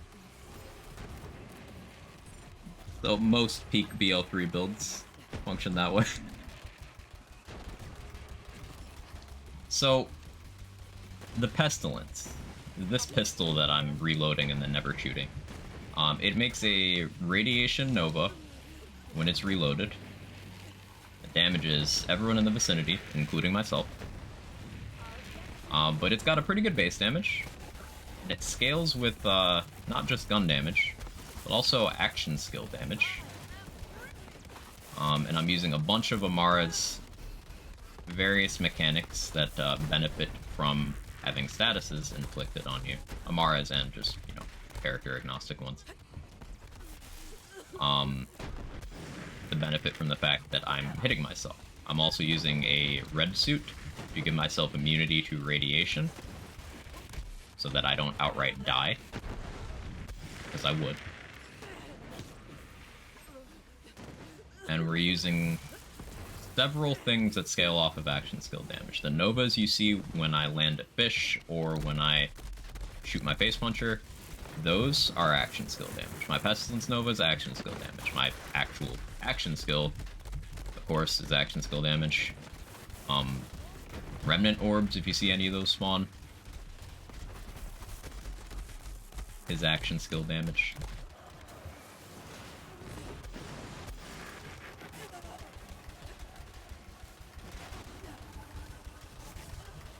So one of the biggest things about playing Amara in sort of a caster role is she's a very action skill oriented character that has absolutely terrible action skill cooldown, unless you jump through very specific hoops. So I'm jumping through those hoops while also filling in the gaps with things that are not gated by cooldown, such as reloading my gun. Amara has the most swap speed in the game, so she's able to swap to the Pestilence, trigger the reload Nova, and swap back faster than anyone else can. She's also got Purple Tree Capstone skill, which nullifies elemental matchups that are not positive. It doesn't bypass immunities, but it turns off resistances and makes everything neutral if it's not already positive or immune. Which is very beneficial because Radiation has the worst matchup. Radiation is tied with Fire for having the worst matchup in the game into armor. So if you can turn off that downside, Pestilence gets even stronger. So by going with Radiation from that, and then Corrosive on my action skill, I am able to have the most favorable elemental coverage. Because Corrosive is strongest against armor, which is the most relevant health bar type in Borderlands 3's endgame. Every major boss is armored. Most tanky badasses are also armored.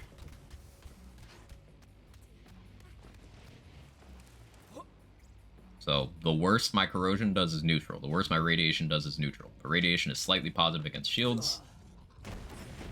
And corrosive is massively positive against armor.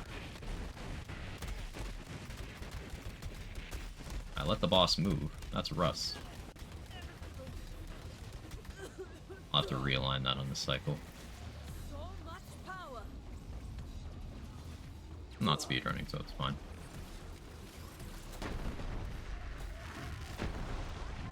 Amazing. Shade. Trying to get the boss to run over here. Actually, that works too.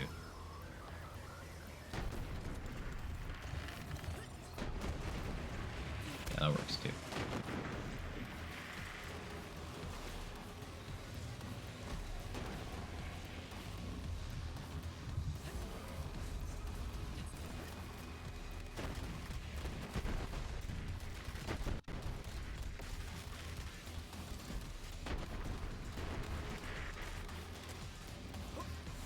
I'm projecting.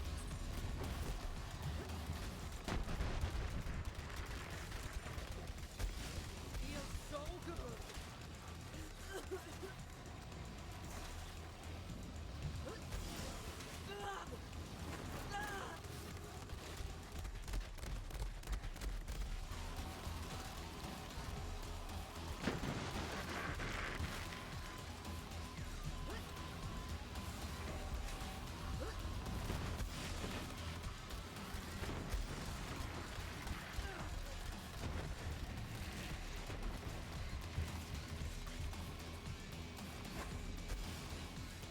Run.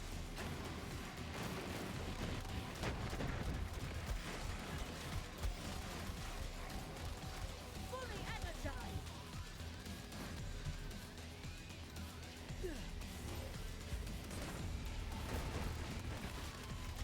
Okay.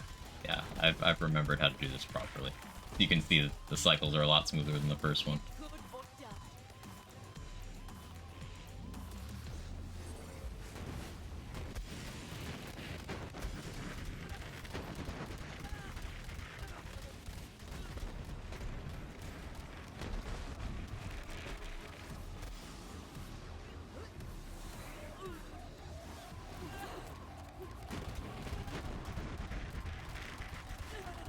You wanna go?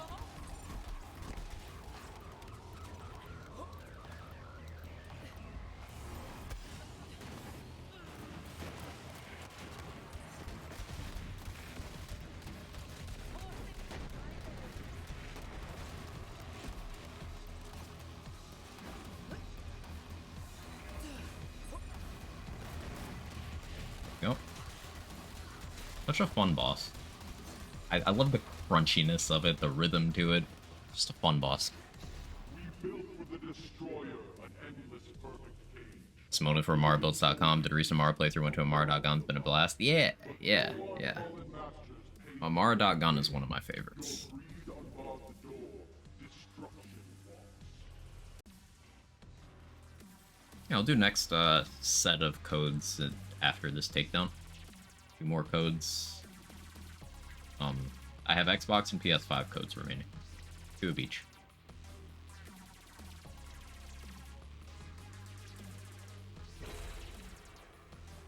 Let's play this game. I had $1,000,000% need to turn the blurring off. Yeah, understandable.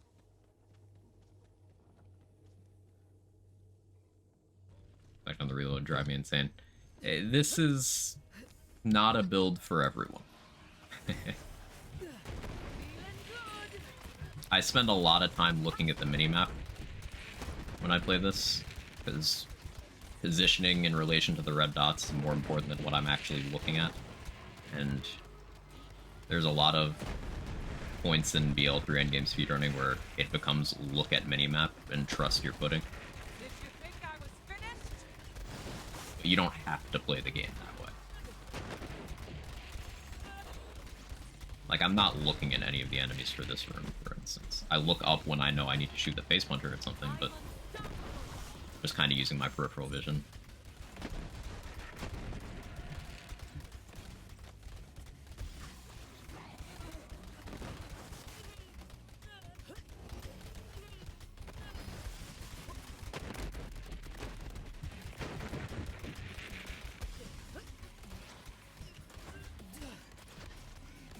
Say goodbye.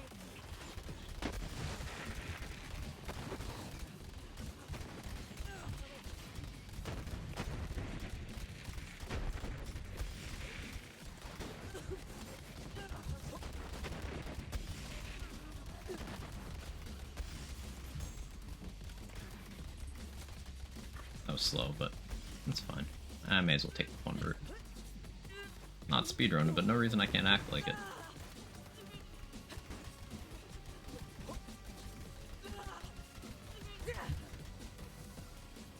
I didn't have full stack, so I had to swerve midair.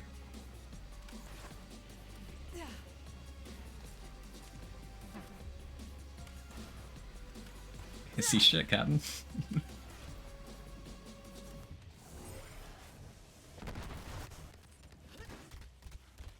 You don't use jump pads either with this build because it's slower than just jumping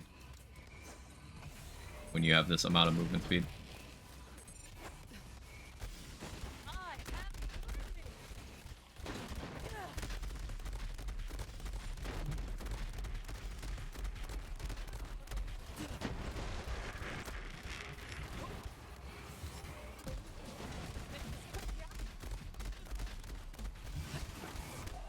Let a diadem in.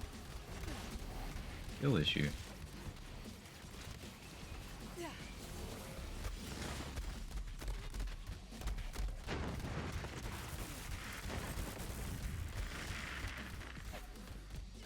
You have nade regen from something? There's a Guardian rank perk that gives you 1 nade back every 10 kills. I'm getting them from that, and also just from picking them up from enemies. Look, there's more stuff happening in my brain can handle with this build. I can do a full build overview rather than a quick breakdown. I can do a full overview after the run if you would like. This is one of my favorite examples of just combining concepts from various different experiments over the years and like making it all work under one hood. This is one of the more mechanically complex builds. See, the fun thing about Amara that really engages my brain is while a lot of people choose to play her in a way that makes her like the simplest gameplay loop, it's just, you know, click ties that bind, shoot gun, everything die, you win. And if you play her that way, she's very simple. But you can do so much complex stuff.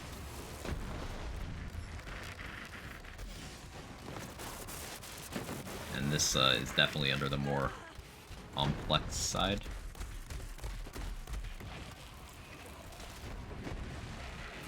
Like, for example, survivability in this build is, I don't have lifesteal. I'm healing by killing things through passive healing, and by mitigating damage through other means. Like, if you see me occasionally just ADSing my Guardian Angel, it's so the Hyperion shield that the gun has that people forget about absorbs bullets for me.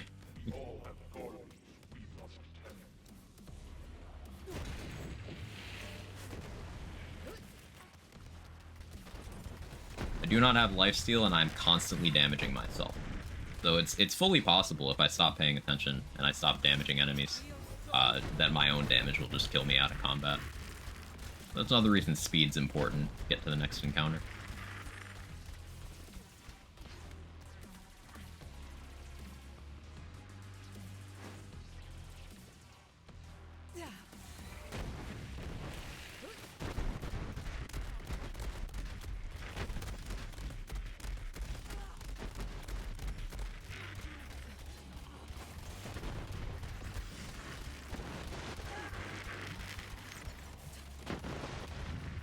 Right there, if I'd taken an extra hit, that would have been death.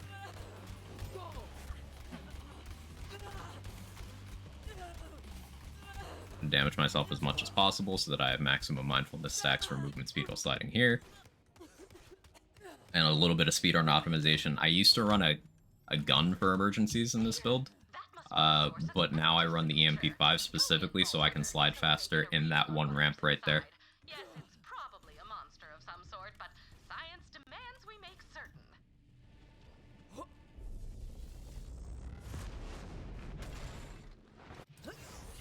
So it must be.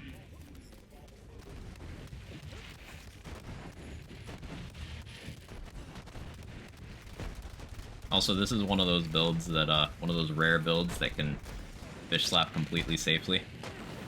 A fish slap is not capable of damaging me. Because it's doing radiation damage. I'm immune to that.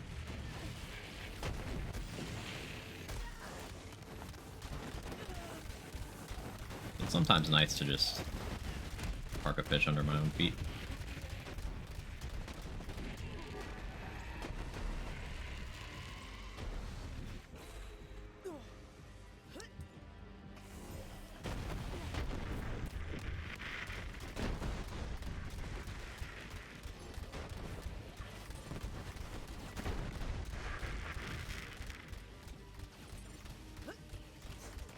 Got to save an action skill activation for that mob. Also, I've been terrible about maintaining my terror stacks this run.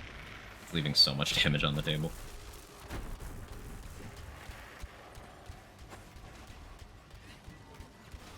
Fully energized. Time for a fight.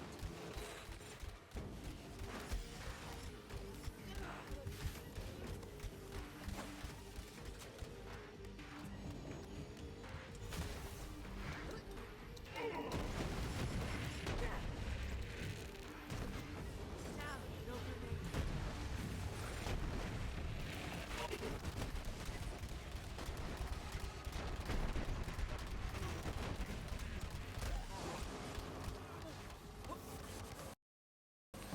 Ruin The PC's struggling right now. Feel the power.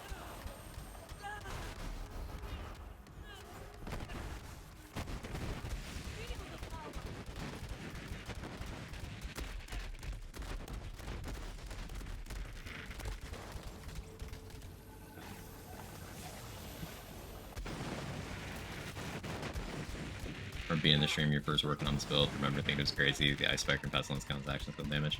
Yeah, Ice Spiker counting action skill damage is weird. But it's classic BL3, like, oh, of course it does. Like, Ice Spiker is a special flavor of weird because it's like a step further than normal weird. It doesn't just count as action skill damage, it specifically counts as Amara action skill damage. That one needed more training. So it triggers some effects that are set up to only activate from Amara's action skills specifically. It doesn't do like Amara features on non-Amara characters, but it does mean that you get Samsara stacks from it, which is amusing. Reveal your secrets, Crystal.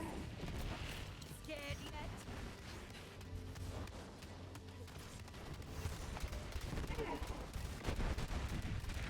Morning, Ember. How you doing? Sick as a dog? Oh, I'll fight it. I'm doing okay. I hope your day improves sooner rather than later.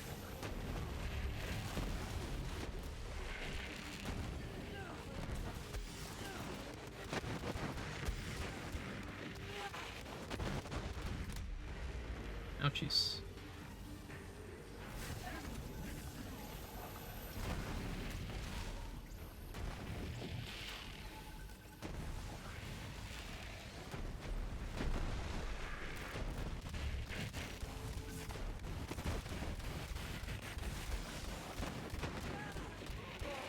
Yep, that's that. Episode 2, call out of work, open some rest and coffee helps. Good job with the self-care. See, I was gonna tap out from this. Yeah. CO Runner CDPR announces Overhaul 2.0's date. They'd be ready for install tomorrow after their stream. For efficiency, I don't know. I'm so excited though, Ken. I'm so excited. I might do a last minute PC upgrade, which is logistics of that or not. It's not a good idea, but I might just do it anyway. Ooh, that's a purple carbuncle.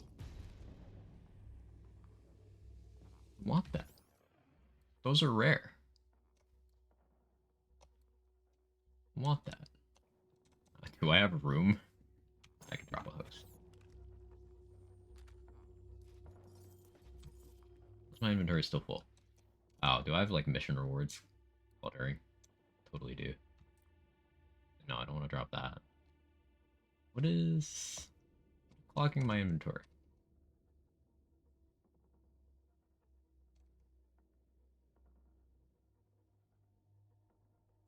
What do I drop?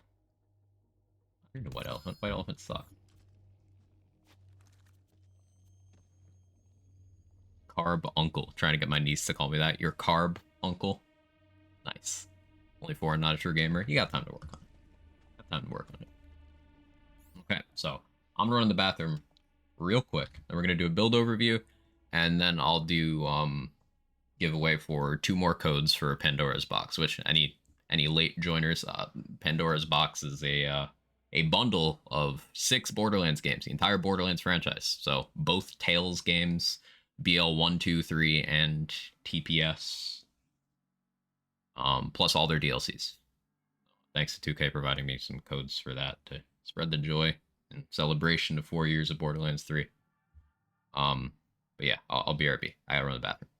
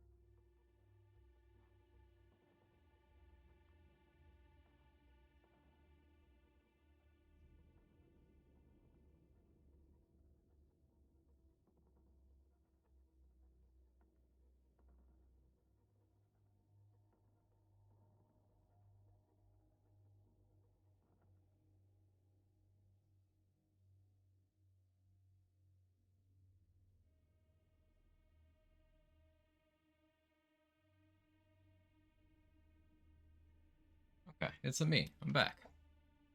Sorry about messaging immediately dipping, closing out a car today. They just called me with total. Hey, doing adulty shit. That's always more important, Ken. Okay, yeah, so this build, action skill damage. Hey, Ember, thank you so much for the 25 months. That's another 6-month resub. Thank you. That really helps me out. Thank you so much. Seen this game coming out in a few days called Lies of P. I've heard of it. Yeah, I've heard of it. Probably check that out eventually. Tired of these ads, Grandpa. So skill tree. You go halfway down green to grab Find Your Centered, and this is for a couple of reasons. One, 100% melee damage for 1 skill point is pretty nice. That that benefits the direct damage from the face puncher, which is a drop in the bucket, but you know, it is something. Benefits the fish slap, more importantly. But the other thing about Find Your Center is when this effect is active, Amara has a different melee animation, and it's a faster melee animation. So that means that you can animation cancel the pestilence faster when this is on. So it's pretty nice to have. Mindfulness in any driver build, build using the driver class mod, you want 6 out of 3 mindfulness if it's at all possible, because the gun damage scales up based on how fast you go. So this is damage, but it's also speed, which is always comfy and fun to have. So you get 3 from the class mod and then 3 from skill tree. Total 6. And then this skill, Vigor. Now, this is super underappreciated. This is the reason why Amara is faster than Zane. A casual player perspective is, oh, Zane's the speed guy. He's the fastest. No. Zane's actually third. In terms of practical, achievable gameplay scenarios. Mose is the fastest, but that's because of a weird interaction. It's called an unavoidable glitch. But glitches aside, Amara is the fastest because this skill completely misrepresents how it works. You don't need to kill with the action skill, you just need to get a kill. So it's 6.7% team movement speed, so extra fun in co-op, but team movement speed per kill. But this skill also doesn't tell you that it stacks. So 6.7% move speed per enemy you kill through any means at your disposal. If you got the kill, you get the movement speed. Stacking up to 99 stacks, or it might not have a stack limit. It's either 99 or no limit. I can't remember. Fouling Doctrine is the one that's 99. I think this is just none. Don't recall. Doesn't matter. No stack limit. Thank you. And fix Super Soldier glitch? No, Super Soldier had a series of glitches. But I'm not talking about Super Soldier at all for the Mose thing, Dare.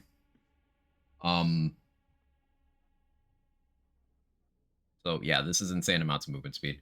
Samsara is a good amount of gun damage, but the healing from here is actually quite good. 5% per stack, 5% of max health per stack. It's actually missing health, but means that at full stacks, this is good enough at keeping me alive in combination with clarity and my auto idle artifact that I don't need lifesteal, and that's good. So that's our green tree investment. Red tree, we go 1 point infusion because this doubles up the number of times body and mind recognizes your face puncher shots. So we'll explain body and mind more over in purple tree, but this basically means instead of my times 14 face puncher counting as 14, it counts as 28. So body and mind, a skill that triggers when you do melee damage. It deals action skill damage when you do melee damage. It does not care how much damage you did, it just cares that you dealt melee damage. That will trigger 28 times by just having 1 point here rather than 14. So huge value.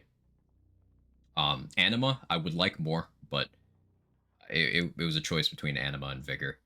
Anima increases status damage, which is not hugely relevant here. However, that does boost Radsplosions.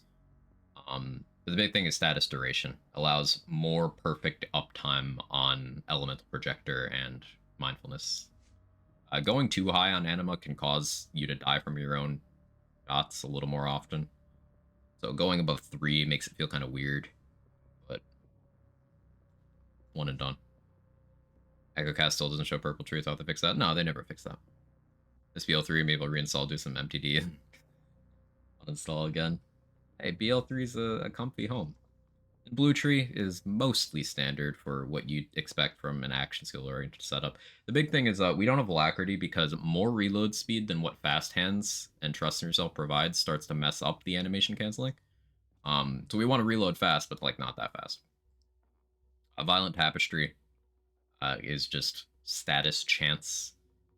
We don't benefit to a massive degree from having more of that.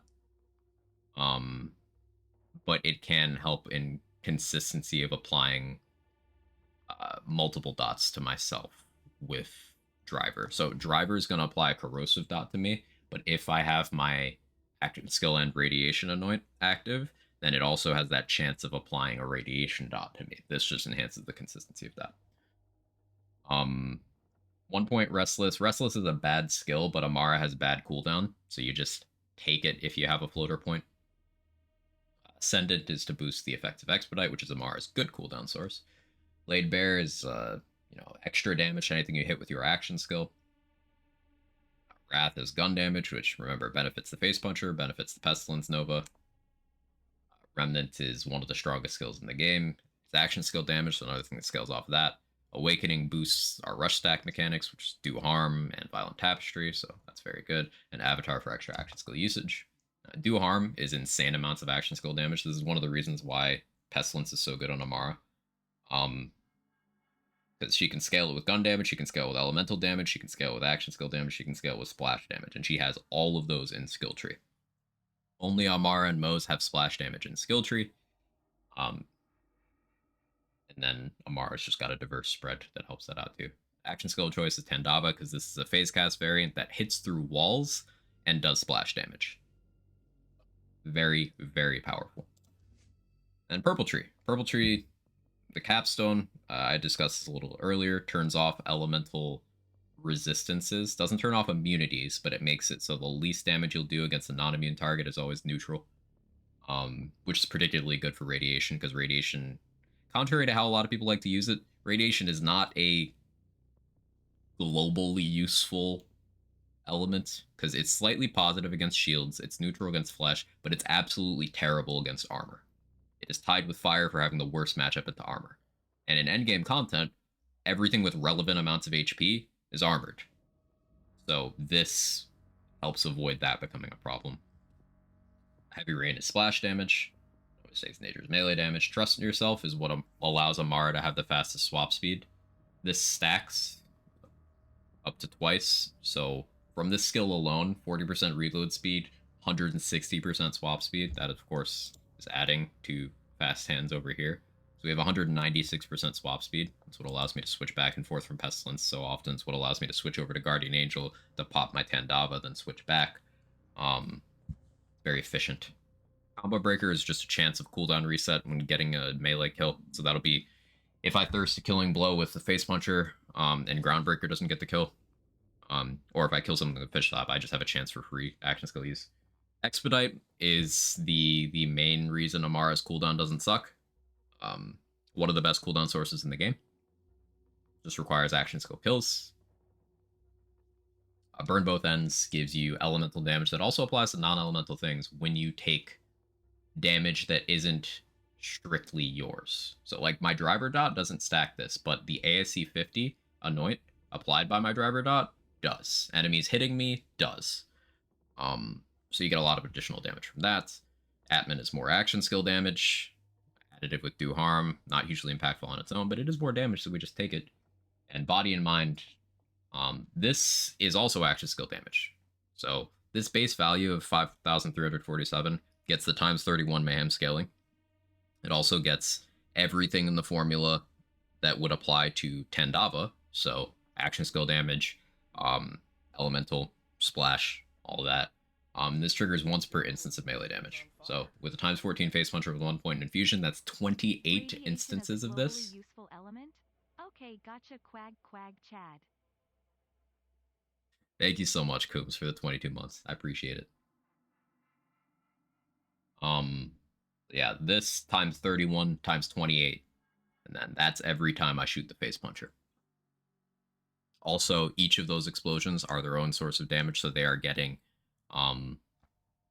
elemental anoints. Scale that even higher. And yeah, that's skill tree. Gear-wise, face puncher with apply terror.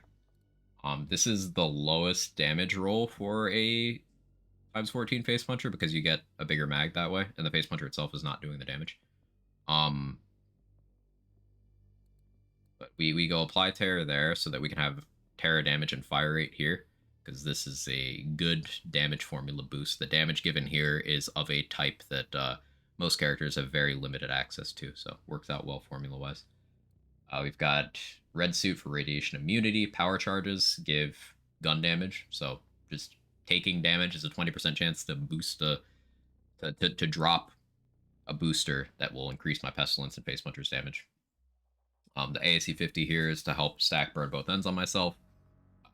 It also will just work out favorably for additional damage output and maintaining my mindfulness stacks. You need at least one bonus element to be able to apply enough sources of self-damage to yourself to hit 25 mindfulness stacks instead of just having like 18.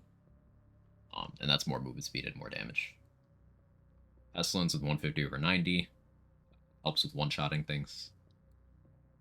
a Guardian Angel with Phase Cast Anoints. I just take this out whenever I throw fish or use Tandava. EMP5 gives you movement speed.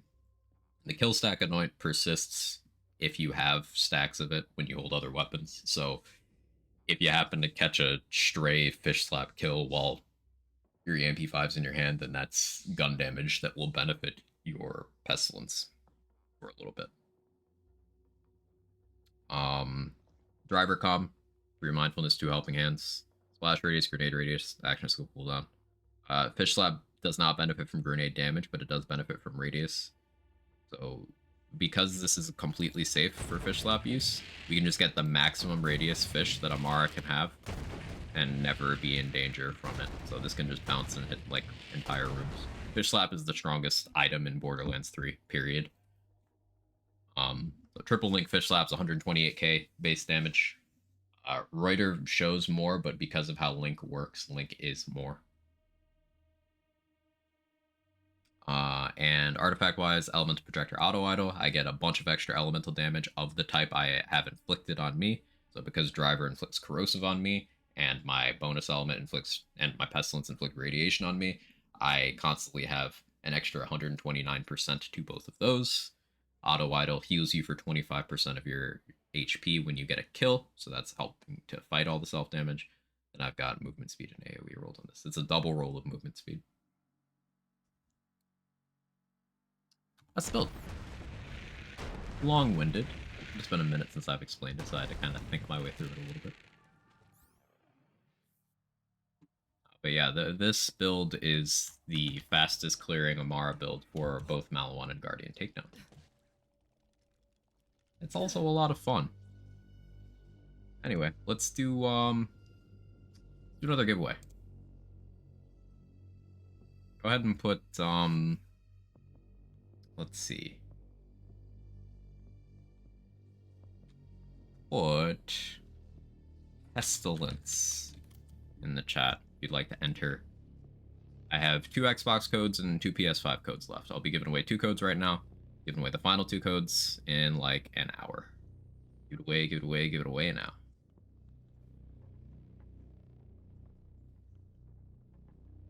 I imagine there's fewer people going for the Xbox or PS5 codes. The Steam ones went quick, as they always do.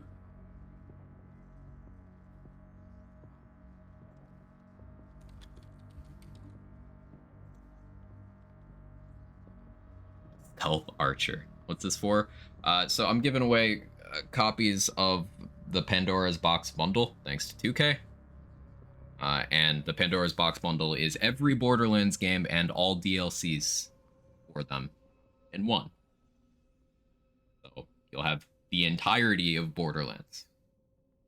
Pretty cool.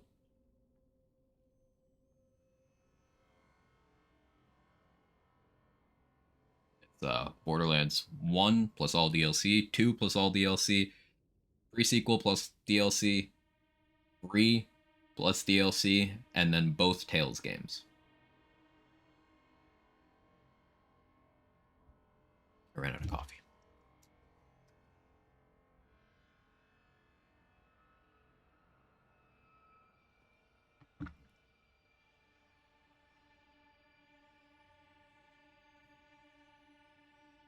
Ember. Which platform would you like, Xbox or PS5?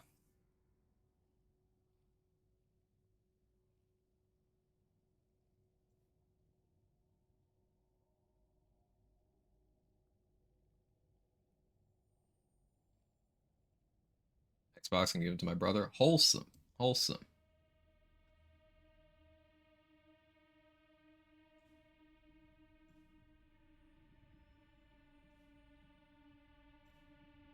I'll be giving away a second one too. Let me just do the necessary housekeeping here.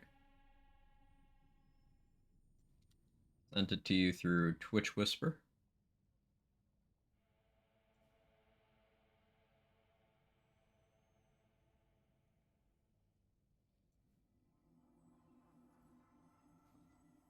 Hey Hunters, how you doing? And Zippy Cars. Which platform would you like, Zippy Cars? PlayStation or Xbox?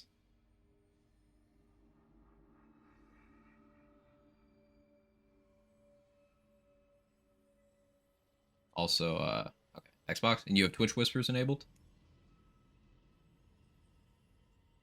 We'll send you a DM through Twitch.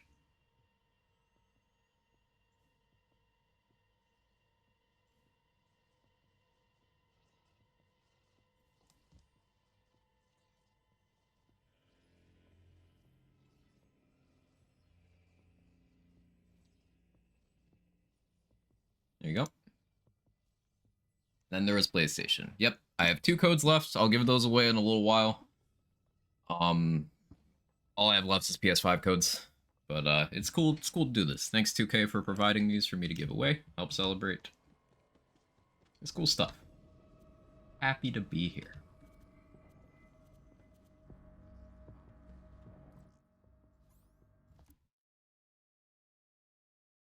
Or jump ship because they're silly price hike.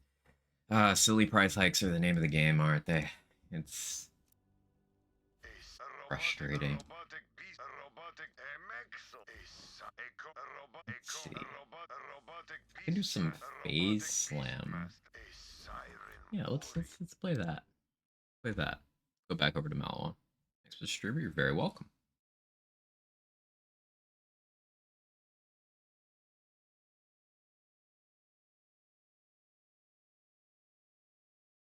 Yeah, I said it earlier, but like Borderlands bundles are just so much value. You get so much time out of each of the games.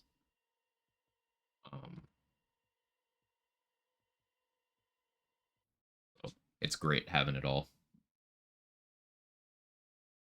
Like even my least played, that being probably either BL1 or TPS. Even my least played, I've still gotten a lot of hours out of. And of course, BL3 alone is a lot. I think everything individually in Pandora's box is like $664. Yeah, someone gave a figure like that earlier. It's a lot. I'll play this build. Oh yeah, I just phase slam. Why am I questioning? You'll see some of the components are familiar from the previous setup, such as occasionally clicking a face puncher for terror.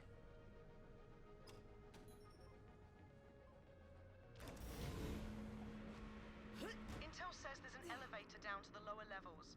Make your way there and be ready for some heavy A resistance. 90% discount? Yeah. Counting on you, Vault Hunter. I really want that Pandora's box to be an amazing collector's item. How you doing, Tom? Good to see you. Faster!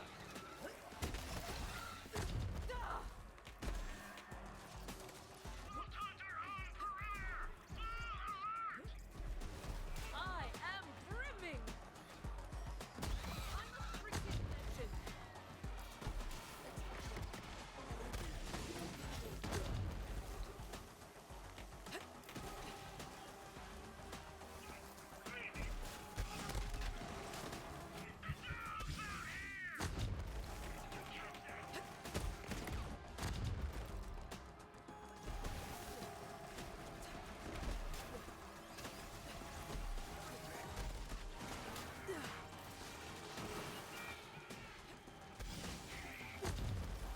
Oh, great! Never not be satisfied. Ready to unleash this power! Oh, we thought it was a real box. That would be an awesome collector's item for sure. Questions. Use case for Sapper having passive lifesteal without having spec down your entry for Russian offensive. There's another not seeing. Sapper is the highest mag size comm. So if you're doing mag size beams, or like there's no optimal mag size thing. But if you wanted the highest possible mag size, Sapper gives you that. And then also, yeah, if you want lifesteal, then Sapper is very good at providing it. Sapper has the highest lifesteal percentage out of anything in the game, because it just keeps stacking up. Now, I'm not a fan of that personally. Like, lifesteal as a feature, but that has value. I sometimes see people label Sapper a bad class mod, but Sapper does two things very well. Lifesteal, and it's literally the best at it. And mag size, and it's literally the best at it. Things providing functions you don't personally use does not mean they're not good. Same issue with the res pistol from Arms Race. I'll see some people label that bad and be like, okay, name me another gun that revives allies. That's all it's trying to do.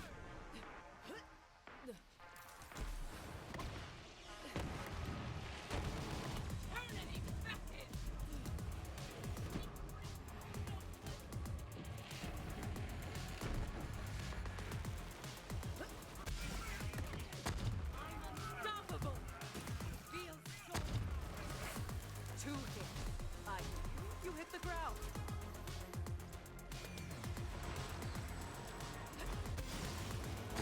Mediocre. Meaty ogre? How meaty is the ogre?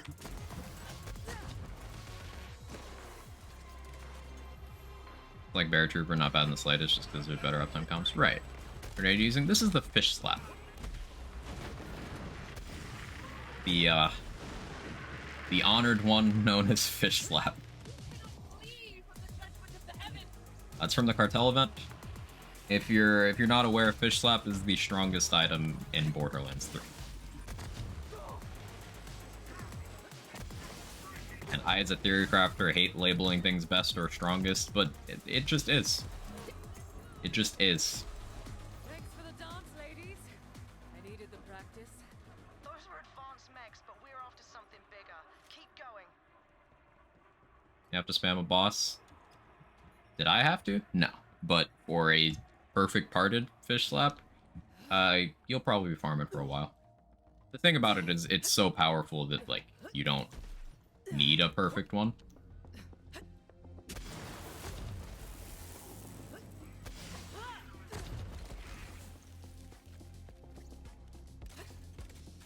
There's a splash. The ogre's pretty meaty. Too bad it amounts to not a lot. Yeah, yeah. It's cool though. If you want fish slap, just turn on the cartel event and just play the game. Yeah, it'll happen organically if you're doing enough gameplay, and then killing enough enemies to get the cartel spawns, and yeah, you'll get fish slap drops pretty organically. There is also just going into the Joey fight with fish slap as one of the ads, and then killing fish slap, resetting the fight. That's probably the most optimal way of farming it.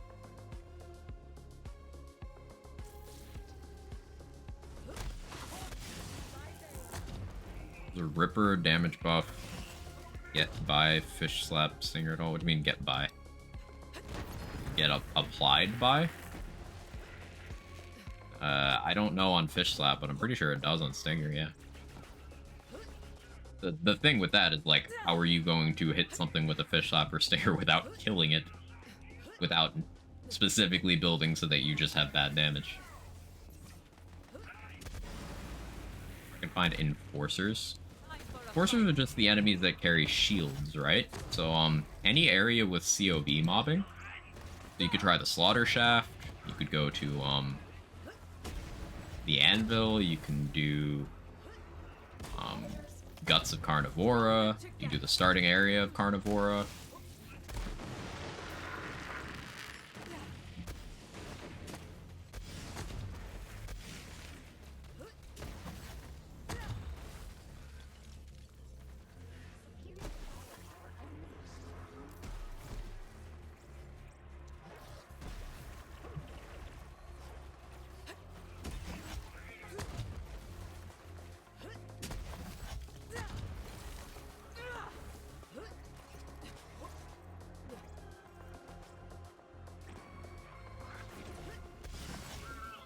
Slaughter Shaft is not one of cartel boss. That's right, yeah.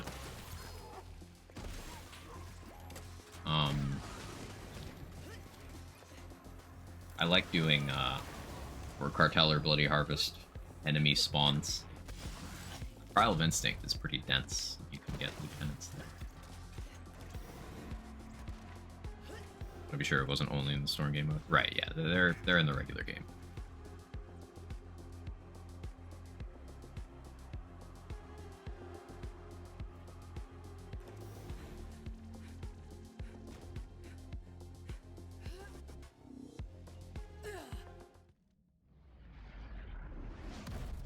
Now that is definitely your target. Light that giant bastard up.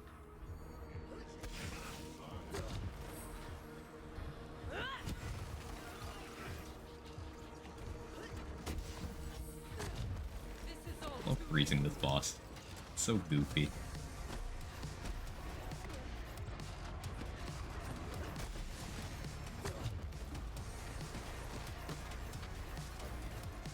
I was slow. It's fine, actually. Means more uptime than this.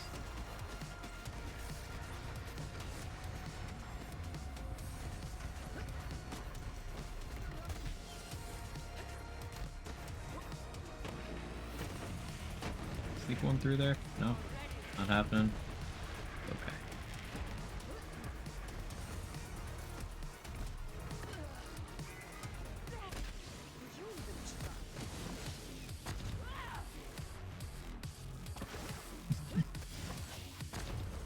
another takedown. I'm even outpacing my own legend. Brilliant work, Vault Hunter. That ass kicking will make Maliwan think twice before they come at us again. River just seems like one of those fun build-around guns. If it was a little more interesting in the actual department of, like, what it did on the gun side, yeah. It's a very interesting buff applied in an interesting way to a gun that isn't at all interesting. So it just kind of ends up being, oh, all that for this.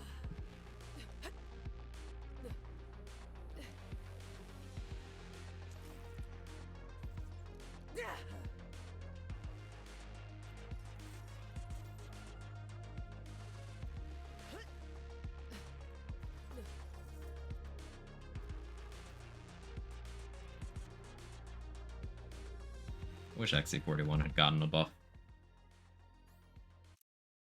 The days when that gun ate, good times.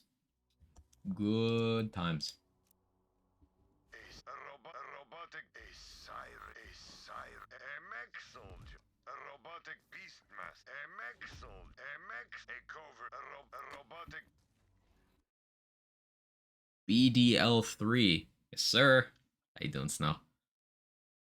Good map for cartel bosses. They drop specific loot. They do drop specific loot. If you ever want to know where an item comes from, or what it does, or, you know, what's in a particular enemy's drop pool, I'd really recommend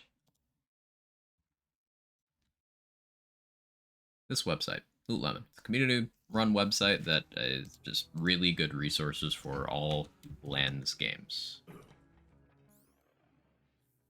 Oh yeah, I was trying to make lead sprinkler work. It wasn't good. That's what I was doing last time.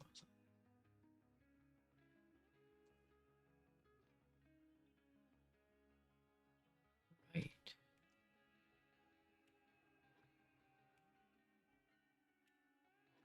We could do some Breath of the Dying gameplay.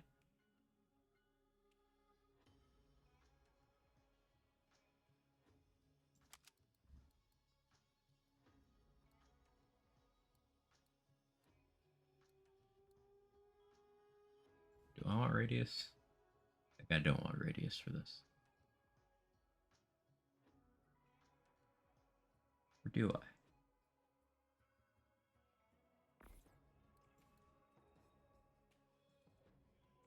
Yeah, we'll just... It'll be fine, right? Maybe?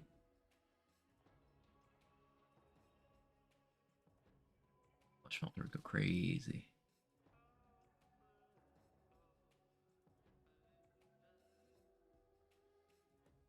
Yeah, we'll just stick with company, man. Be comfy. Be honest, why do you still enjoy the game now that you have everything? Because there's more to enjoyment of things than having things. Like, whatever happened to playing video games because you enjoy the gameplay loop. Like, liking combat systems, liking build crafting, trying out different combinations of things, revisiting things that you've enjoyed in the game. Like, I have over 7,000 hours in this game. In terms of having everything, that happened in the first couple hundred. I got thousands more. If the way you enjoy content in games is by consuming them and moving on, then there's some genre of game that's just not going to hold you as long. Looters being one of them. You're just going to do everything one time, get one of everything, and then move on. And there's nothing wrong with enjoying games that way. Just know that some games are designed to have their longevity through continuing to experience the things you like about it. Tried Anarchy on Flaccid. Yeah, it's good. It's just the hassle of like not interrupting the reload with fade away. Something that annoyed me for a little bit. Not interrupting with the grenade throws or going down. But yeah, it works.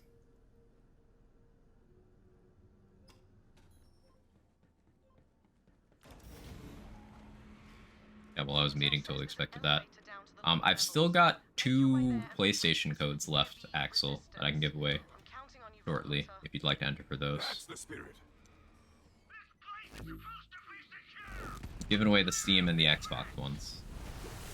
Though the PlayStation one.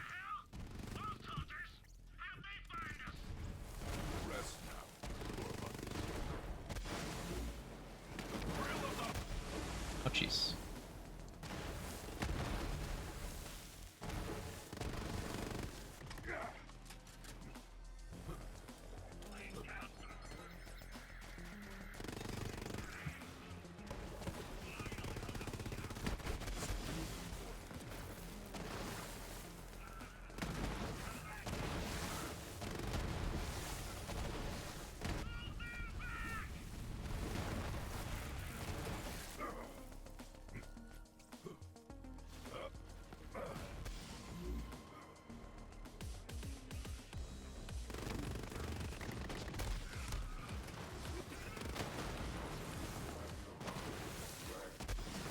Over/under on patch 2.0 being installable tomorrow. I'm not willing to place a bet on that. I kind of hope it's not, just so I don't have to cram another thing into my keep an eye on. Because Teal Mask came out last night, and I've still got to jump deeper into that. I'm still doing a bunch of Baldur's Gate stuff. I'm doing a couple solo playthroughs and a co-op one. And then I'm juggling stream. Just, I do need the time before Phantom Liberty drops to not play Phantom Liberty.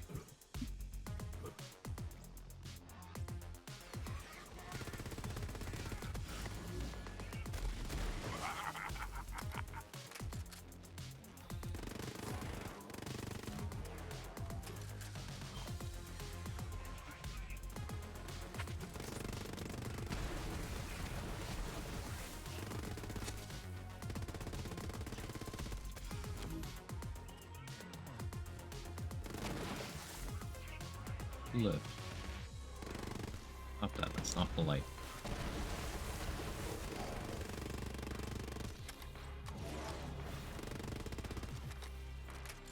They're streaming BG3, keeping it off stream. I was actually thinking about streaming it tomorrow, Axel. I know interest for it would probably be pretty low, because that's the kind of thing people like experiencing for themselves, etc., etc. But I was thinking about streaming it tomorrow.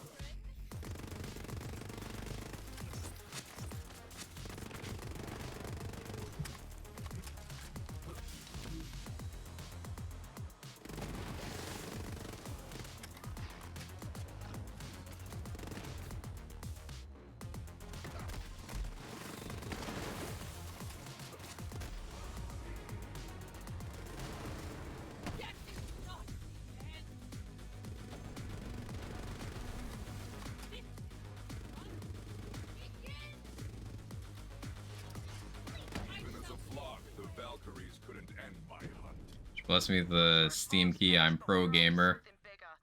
Keep them so badly and Mayhem 255. You don't need loot. You need levels. Worry about gearing after you're no longer out-leveling your gear. It's my advice there. Also, that's not how giveaways work. Also, I don't even have any more Steam codes. I gave out 4 copies of Pandora's box already today. I have 2 more. Thanks to 2K for enabling me to give this kind of absurd amount of monetary value of games away. Like, the Steam price breakdown suggests having all that stuff individually is what, $660? So that times 6 is how much 2K is facilitating me giving away in games today. That's a pretty big W.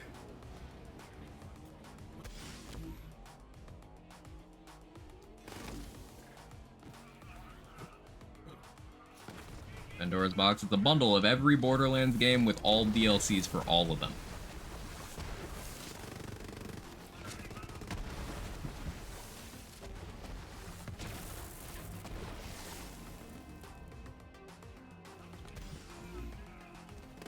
Don't know what it is wanted anyway. People love giveaways, Jaybridge. That's because that's not a Borderlands game.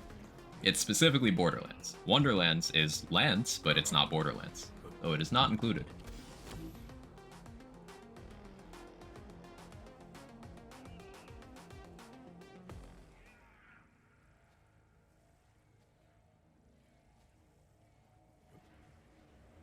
Count it? Well, maybe don't, because it's not. Like, it's not called Borderlands. It's not in the This Is All the Borderlands bundle. Like, if the name isn't Borderlands, the devs and the publishers don't consider it Borderlands, and if it meaningfully differs in design choices from Borderlands, maybe it's not Borderlands.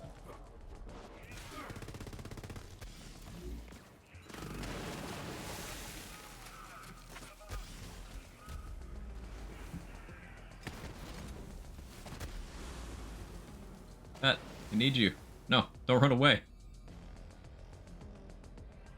Handler moment.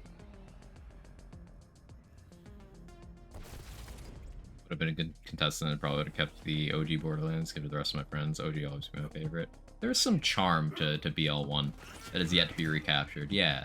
Something about the feeling of isolation, and like it's very dark. It's way darker than you remember, I promise. Anyone who hasn't touched it recently.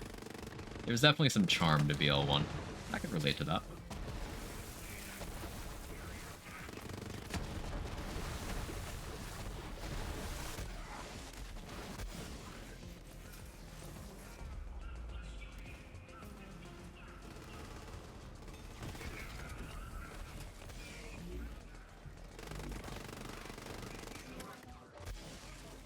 Yeah, I don't think you can pick and choose piecemeal, but I figured I'd comment on the other part.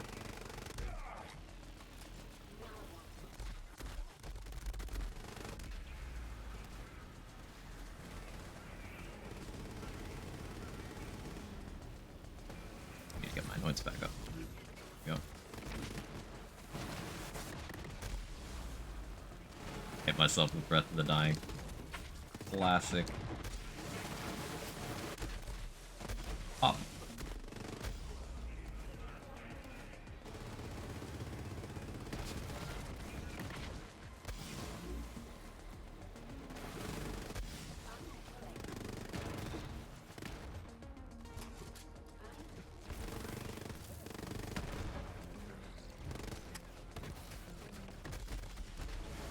Ouchies.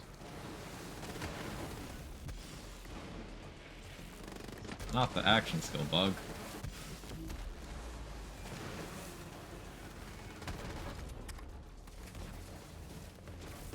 I need to not blow myself up with this one.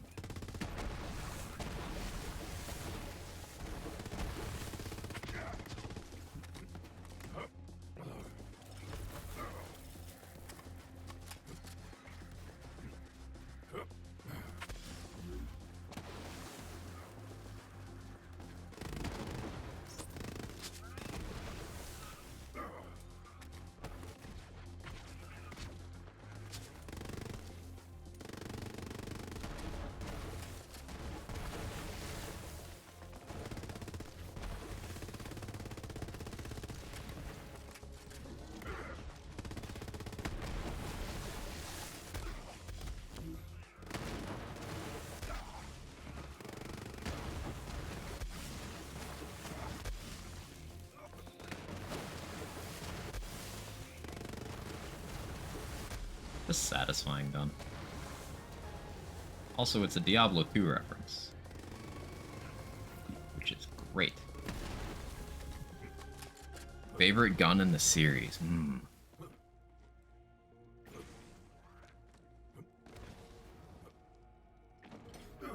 Favorite gun in the series? I gotta think about that. That's a tough one.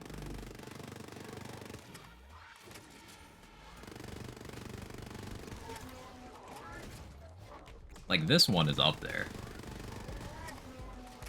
But that is... There's some stiff competition for that. I don't know if I can immediately answer that. I have a huge place in my heart for the good old Brainstormer. But there's a bunch of BL3 weapons that would fight for that. The Skull's Soul Render? That one's great. Never gonna answer? Yeah, I'm curious to see what y'all's favorites are. Last good Diablo game. No idea what I'm talking about. The Diablo 3 was the last good Diablo game. I like the energy.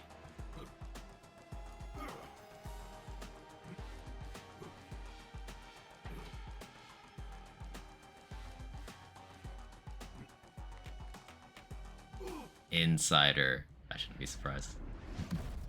Now that is definitely your target. Light that giant bastard up.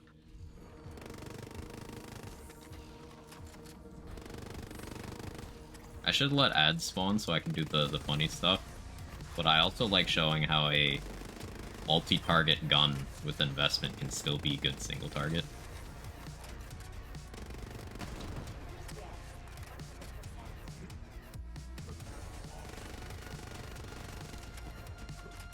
This gun is not designed for what I'm using it for right now. Designed for the stuff that was happening on Bridge.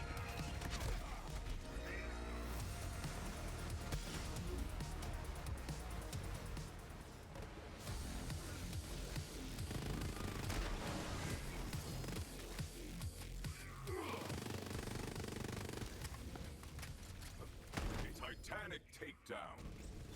Brilliant work, Vault Hunter. That ass kicking will make Malawan think twice before they come at us again.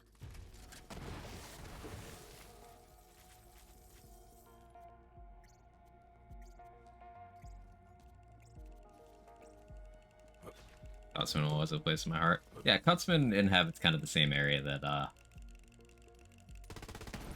Brainstormer does. They're from the same time. Safe Coward. Double Fleet Rectifier.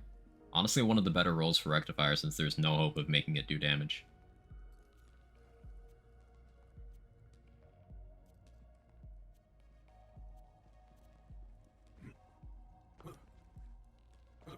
BL2 backup at Kibsworth is also special. Faith.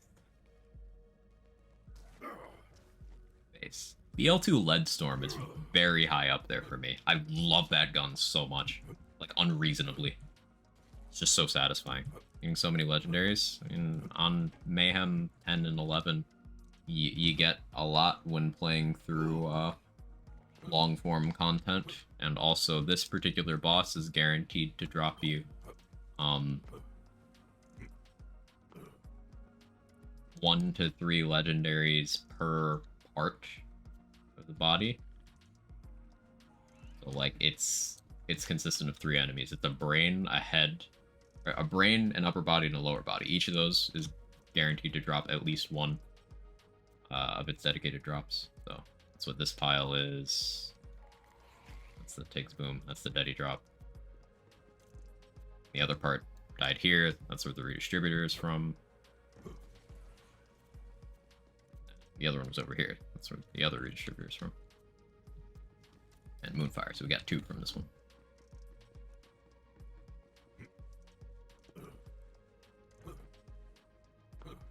Pimpernel on Xbox 360. That is a blast from the past. Would be a good Zanecom to pair with the Wedding Invitation. Brain goes to Executor for the elemental stuff. Want to make sure I'm not missing anything. Executor is really, really high value there. You could also justify Hustler, Ken. Because Wedding Invitation, like, it's only go time on crits. So Hustler enabling you to have some crits against enemies that don't have crit spots has some value. You could also Spy if you if you're going for arm and flint stuff. But I'd most likely go with one of those three: Spy, Hustler, Executor. Executor being the most straightforward and just really good. Massive amounts of crit damage, extra cryo damage, extra status damage. Good skill rolls for the type of weapon Wedding Invitation is. You can't go wrong with that. Make an insider-only build for every character. I did a lot of insider-only flak when the gun was new. Let's see what Terranoids to pair it with. Air Cryo seems like a good bet.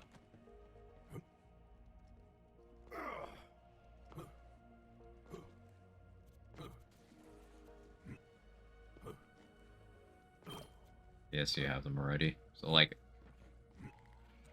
I don't play this game for loot. And also, having an item doesn't mean anything. Because the variation at which items can drop. Like, see this Rectifier has 2 fleet parts, and it has fadeaway Nova Anoint?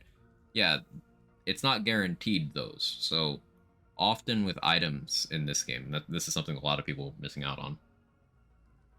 Understanding is getting a drop of an item is not getting the drop. So it genuinely doesn't matter if you already have one copy of an item in almost all cases squirreled away. This is one of the rare examples. The Transformer doesn't have part variation. It just has anoint variation. So like one Transformer is enough. But for example, this Tiggs Boom, yeah, this is 3 mag, 9 projectiles, radiation. This can be any element. It can be a bunch of different projectile counts, a couple different mag sizes, like, and that can affect performance quite a bit. So this is not a get one copy of an item and then you're done with its existence forever kind of game.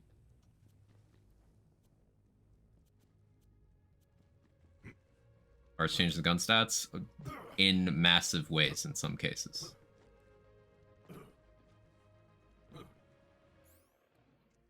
For example, this gun, the Free Radical, this is the most powerful pistol in the game.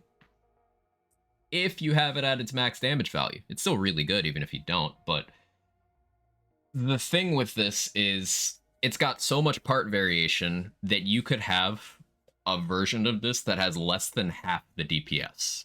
If you got the worst parts compared to the best parts, you could have less than half of the DPS.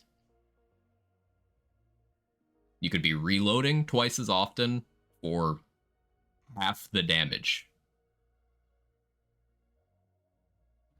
Parts matter a lot. And that's just on guns. It gets even crazier when you look at things like class mods. Because these passives... yeah. One of the main reasons why legendaries have dropped so much part variation annoyance. Yeah. You'll see a lot of knee-jerk, oh, I don't want the next game to have a ton of legendaries everywhere. And, like, there's never a look into why that works the way it does. Because in BL3, the part set was new, so they leaned even heavier into high variation items than they ever had before. And they compensated by giving a lot of drops. And a very vocal section of the community complained about, hey, there's so many drops everywhere, without even bothering to look to see what the drops are. And then in the next Lands game, Wonderlands, drops were less abundant, but then people kept complaining after getting what they wanted. They're like, but now I can't get anything. I'm like, you're starting to get it, you're so close, you're almost there. In a world where a gun could have hundreds of thousands of different versions just to the parts, we kind of need these high drop rates. Because anyone who wants to, like, get an item to actually use it has to go through quite the RNG grinder. For example, we mathed out a few years ago now the theoretical average farm time for any completely specific white elephant artifact. So that's prefix of your choice, 3 passives of your choice. Assuming you could do a 25-second round-trip kill, it would still take you over 100 years of non-stop farming on average to get a white elephant with the specific prefix and 3 passives you want. Over 100 years. Without breaks.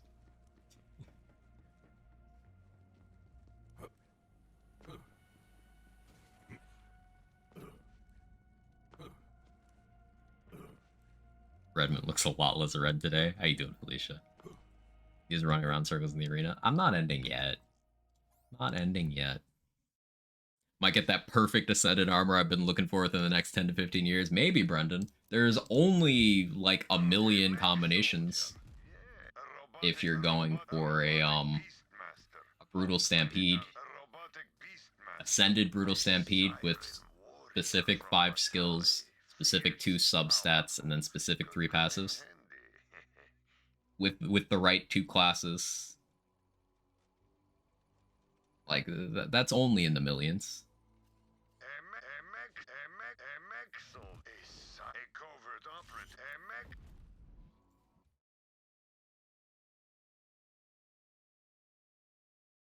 No bathroom, no sleep, no orgasms.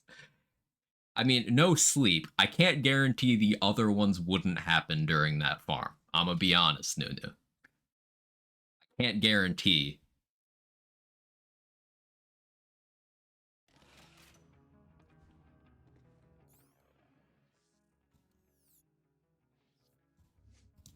Oh yeah, this is when I was doing bare fist stuff. Yeah, we'll bare fist. Bare fist the Malawan. I know I'm only doing the takedowns, but just the takedowns are such good content that if I'm playing this game, I'm probably playing those. I'll pray for a smaller partner anointment set. We can only hope. It's definitely known to be an issue, but it's just... Unfortunately for the LAN's community, the people with the most vocal opinions on the subject are also the people who were so obstinate to just not, like, intentionally not understand or care why the numbers work the way they do. It's literally just complaints versus math.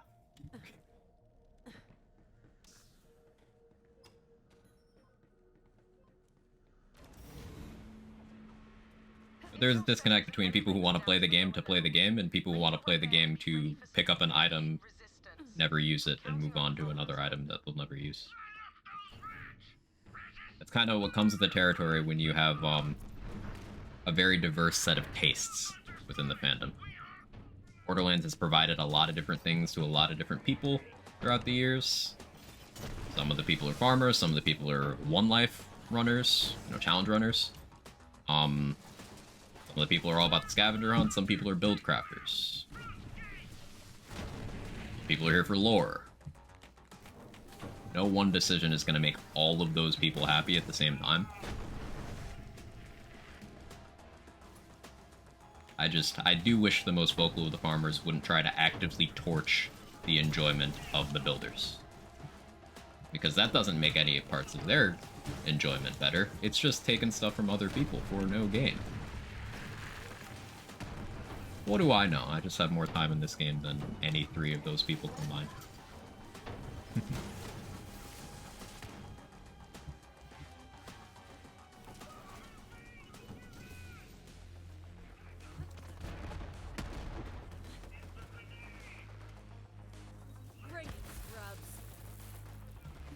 Where's my note computer? There it is.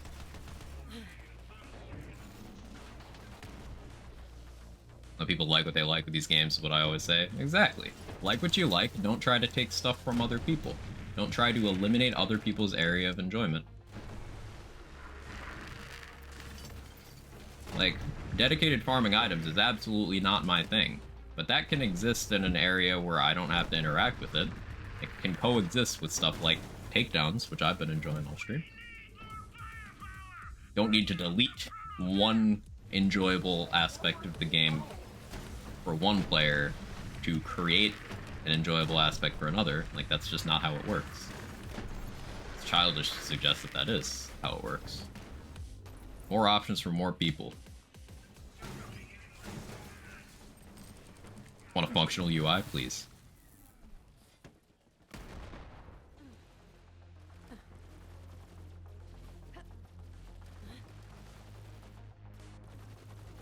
Farmers have won every time because they're vocal, like I said.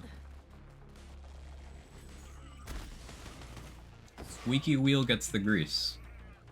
It's the danger of, you know, having a fandom that has some very vocal people who have no idea what they're talking about, but who have large following.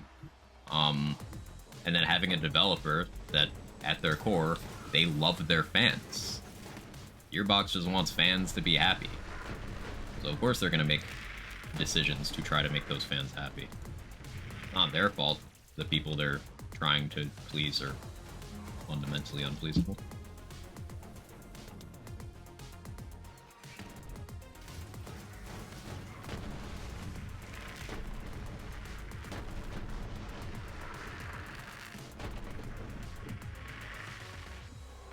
Can you see? Because I can't.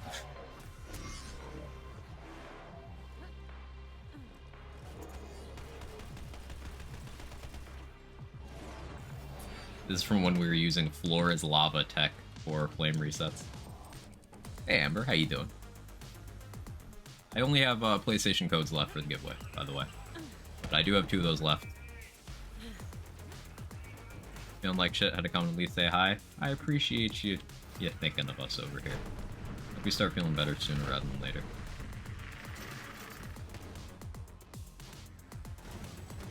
I forgot to hold the correct gun before getting into Iron Bear. Let me...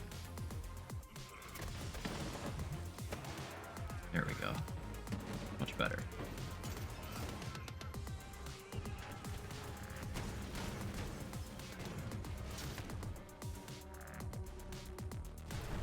Purpose.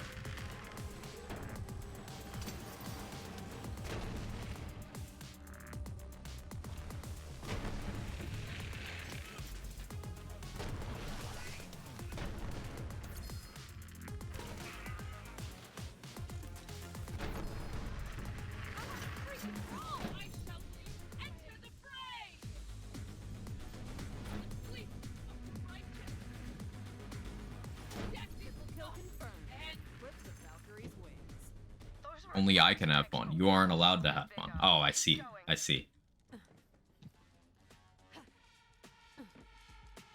Is this level 28 Lady Fist still killing at level 2? Borderlands weapons that overperform have always done that. In every Borderlands title. It's not something that is new to BL3. Plenty of weapons throughout the older games that you can get once and then just not replace. It's just BL3 has an overall higher level of player power, so it's easier to get a weapon that that does that in this game, and there's just more weapons, period. So more opportunities at it. But BL2 is absolutely no exception from that. Neither is TPS, neither is BL1. You get the right drop at the right time, it carries the rest of the playthrough.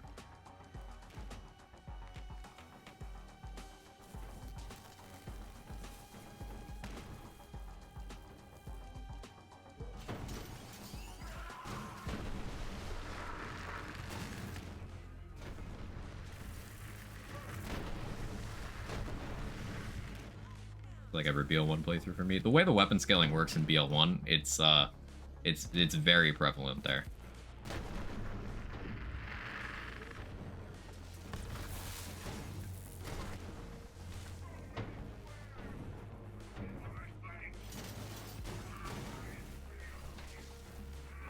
Feed Demon Iron Bear.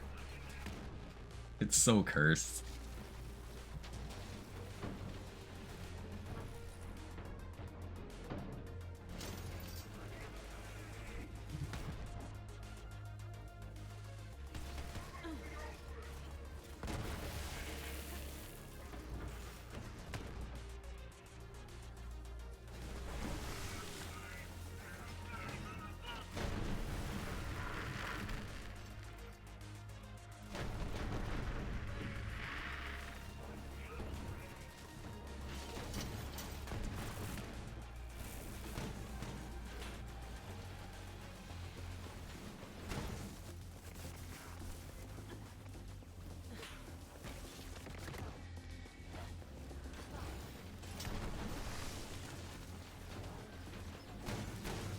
What do you mean this action skill was balanced around having limited uptime and then they gave infinite uptime in the DLC?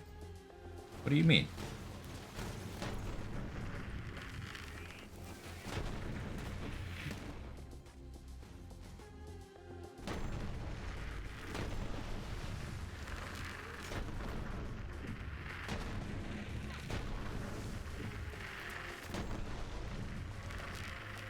What do you mean you don't die when you hit 0 HP?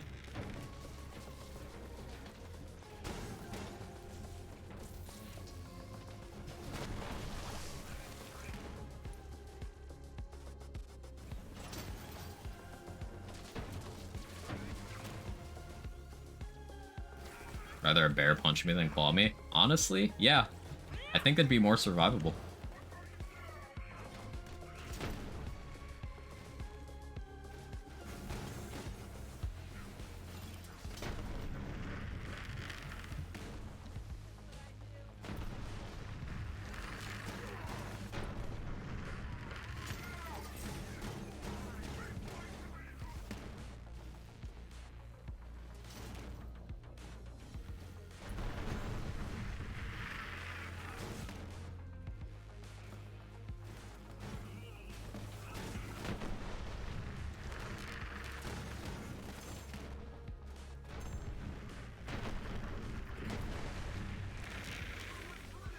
Build a super badass mana without slag or death mark in about 1 mag. Sounds like a satisfying amount of damage.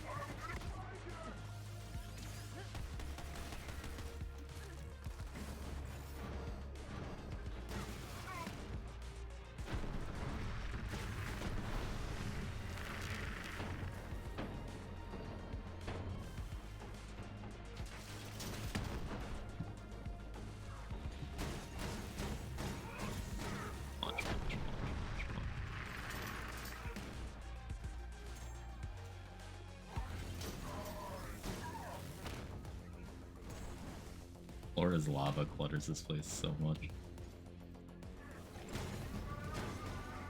Oh, is that pool party? Actually, pool party, isn't it? Yeah, it's pool party. This isn't the Flora's lava set. This is the pool party set.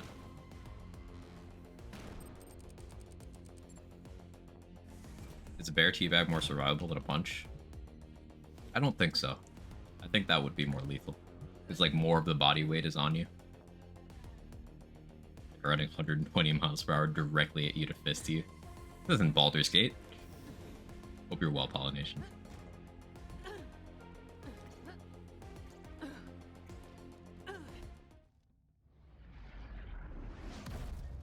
Now that is definitely your target. Light that giant bastard up. The animation on the ranged bear fist is so silly. Anyway, I started fisting.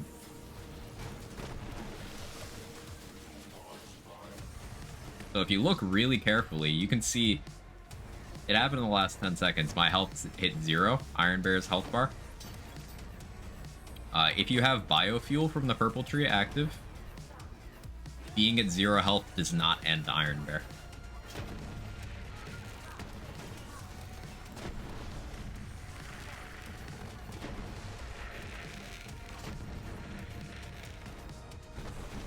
So yes, Iron Bear is both infinite and immortal.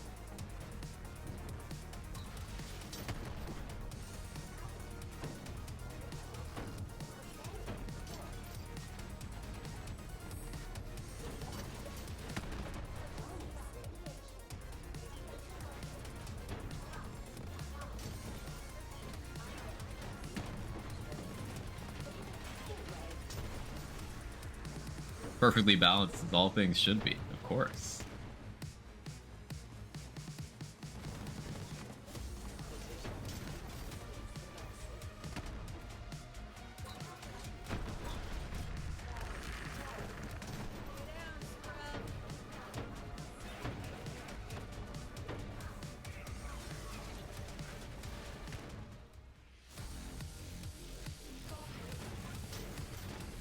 Oh hey, I jumped in the same place.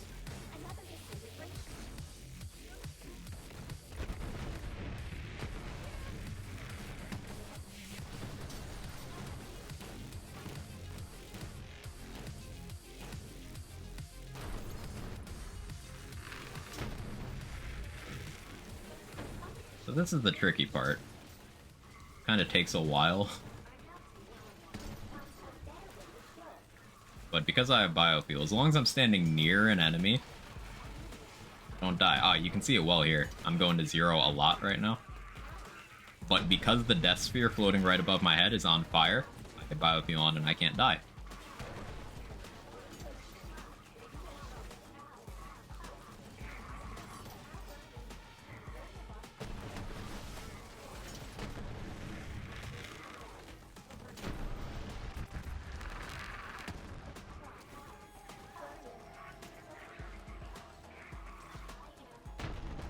Around a bit. No pew pew gives you massively increased ignite chance, so fish for flame procs by just whipping it out and then running by someone.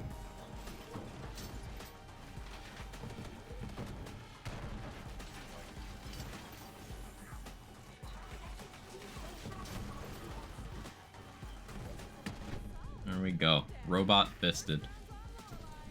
Brilliant work, Vault Hunter. That ass kicking will make Malawan think twice before they come at us again. You were lazy when AFK and Malon bridge for like 5 minutes to demonstrate how stupid Bear is. I believe that was lazy. Lazy did multiple entire streams of just showcasing how much Iron Bear breaks the game. I, on the other hand, have gone on multiple rants, speeches, tangents about how despite Iron Bear being that absurdly game-breaking level of overall power, it's not even remotely competitive for damage dealing compared to other action skills. Because player level of power in BL3 is very high. Like, Iron Bear gets absolutely hilariously dunked on by almost all of Amara's action skills and almost all of Zane's action skills.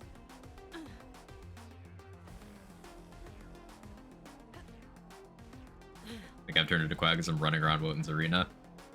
Contagious. Boss got me a hat from an elevator convention. Your boss tell you what was going down there?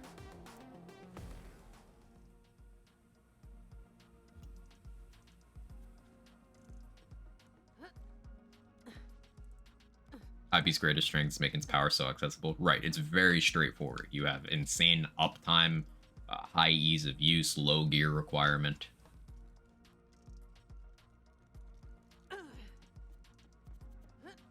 Very straightforward. Conversation like that would have more stops and levels than you think. Never change, Ken. Never ever change. Think about getting Baldur's Gate. I don't know if my PC will run it. Of course, Agile starts right away. I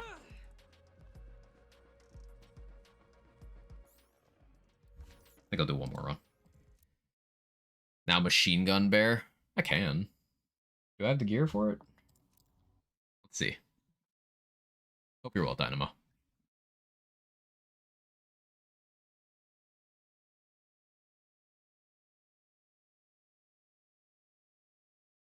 don't know if I have the gear on this save.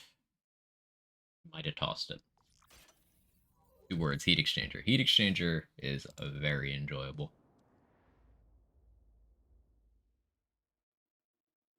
Yeah, I don't have it on this save. Let's see if I have another save for that.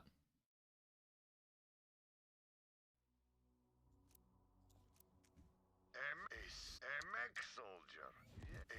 A covert, a robot. A covert. MX soldier. A robotic MX soldier. That's a different bear save. A robotic beast. MX. A covert operative. MX soldier. A siren. MX. A robot. I'm sure I have a save for this. MX soldier. A robot. A MX. A robotic. MX. A robot. A covert. Maybe I don't. A covert. A covert. MX soldier. Was it this one? Might have been this one, actually. Bear. Main issue with BL3 is it doesn't feel difficult. Power scaling is fucking crazy. Yeah, that's every Borderlands game, Irish. That's the thing. Just accessibility. There's more stuff in BL3, therefore more stuff is breakable.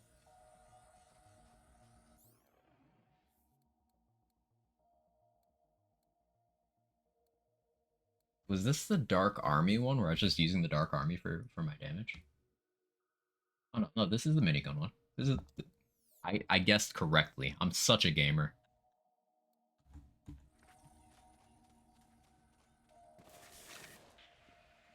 It was viable as hell. It's been a while. Oh, absolutely is.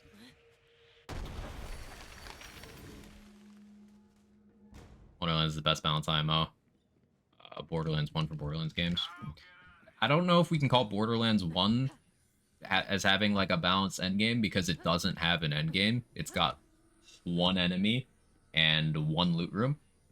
So, yeah, that's 2. Good job, me. But yeah, like, I don't know if I'd include that in the conversation. Like, I'd say if we're talking overall endgame balancing, it's a little disingenuous to include 1 in TPS. You're looking at 2 and 3. And 2 isn't difficult, it's just most items suck and there's no build diversity. And then OP10 patch screwed a bunch of balance things, never got fixed. 3, player power is super accessible. Because most things are good. Gift shop. Forgot gift shop. You are right.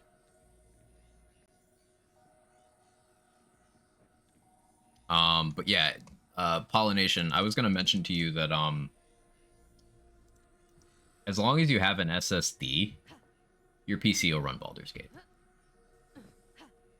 Like, my PC can handle it, as long as I put it on SSD. Occasionally some textures look a little jacked up, but, like, it can handle it.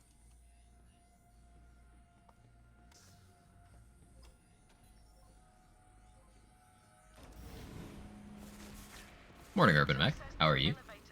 Good to see you. Make your way there and be ready for some heavy resistance. I'm counting on you, Vault Hunter. What the hell? Vault Hunters? How'd they find us? We gotta take out that Vault Hunter! Now! Front gate!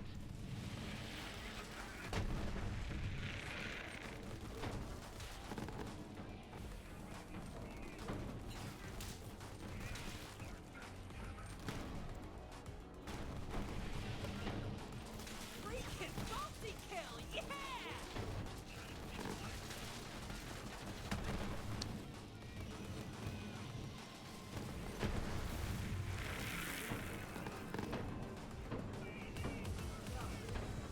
Bring out the prototype! Doing okay today? Glad to hear. Whose endgame kind of sucks. Not safe farm for perfect insert 10 items. Good here for 100 hours. Like, that's keeping in mind that that farm is going to be easier in that game than it would be in this game. It's just there's nothing to do after that because nobody likes most of the raid bosses. And the only repeatable long-form endgame content that that game has is Digipeak, which is great. Digipeak is awesome. It's enough to keep me interested. It's just, that's it.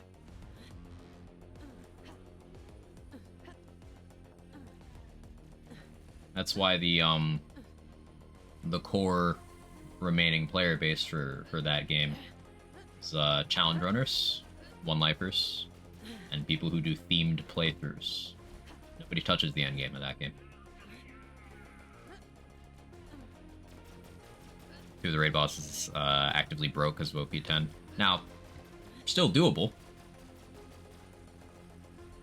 And I think 2 of those 2 raid bosses are actually some of the better designed ones.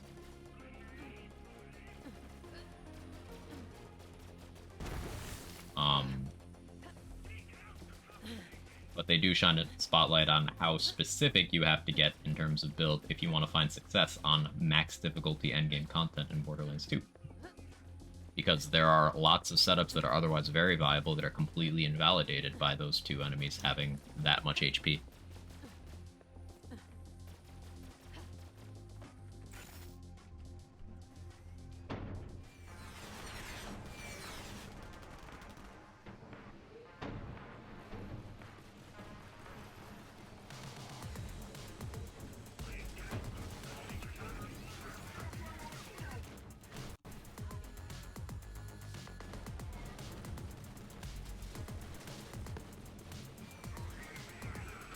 Another thing about that game that people have forgotten in hindsight. Circles of Slaughter were not repeatable. And Magic Slaughter was awful.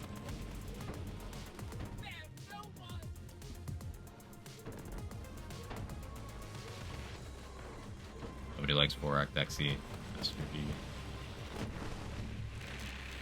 E.G. I fucking forgot that one somehow. I like Borak in concept. Dragons don't work. Just buggy Those are advanced mechs, but pile we're of after garbage. something bigger. Keep going. Hyperius is a good fight. Borak, if not for OP10, is a good fight. I don't like Terramorphous, but it's not that bad. If Pete moved like 5% faster, that would be a good fight.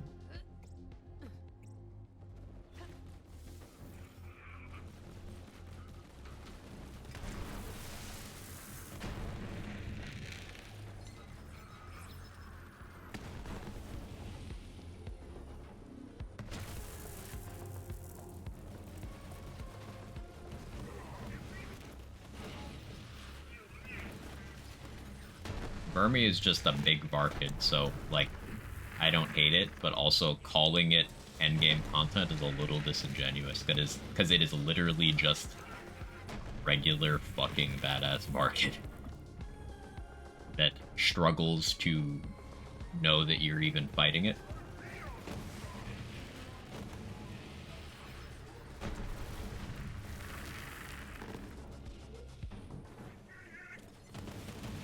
X is cool.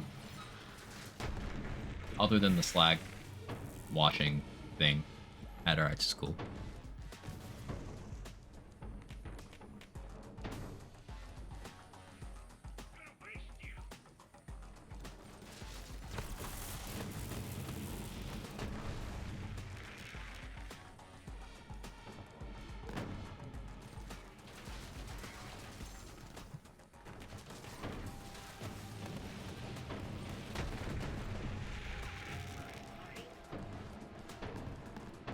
I'm thinking I'm gonna do Baldur's Gate tomorrow for stream. I probably need to, like, make sure running the game and running OBS doesn't overheat the PC first. But provided I don't run into heat issues.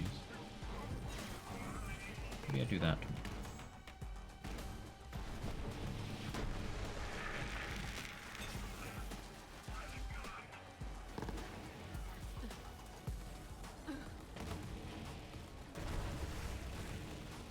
The fact that the cooldown is still this fast on Heat Exchanger, kinda silly.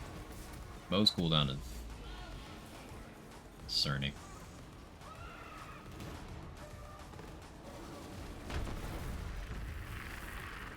Am I supposed to have in my hand? This.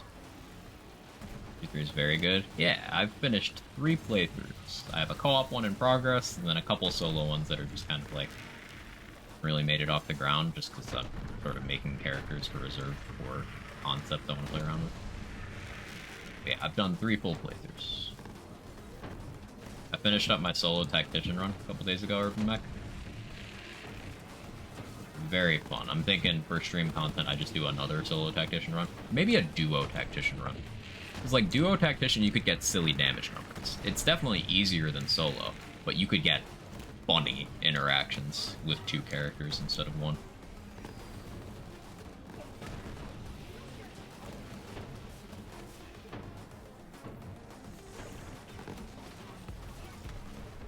Like, Friz and I are doing a co-op run, and yesterday we got to a fight that we figured we'd have to really think and prepare for. One of our 4 characters killed the boss in 2 rounds. Like, oh, cool.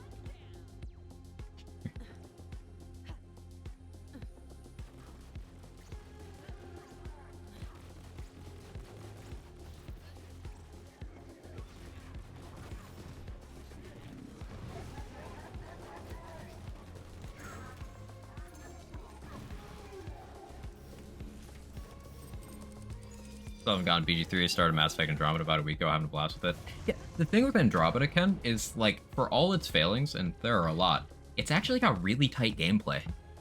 Like, the level design's pretty good. The combat feels very snappy. Like, the gameplay of Andromeda is pretty good. It's just, if it wasn't Mass Effect, it would have done a lot better as a game release. But it's, unfortunately, it's Mass Effect, so the expectations attached to it made it into a failure. And also, it did not have a smooth launch. It had like a 2023 quality launch, but back in 2016. So, it wasn't received well.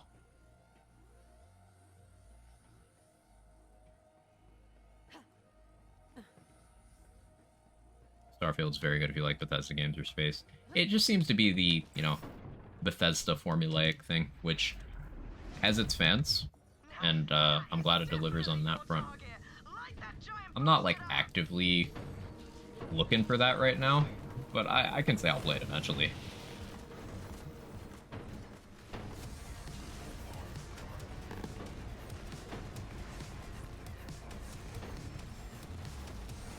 Hey, Viper. Happy 4 years to BL3, we're fucking old.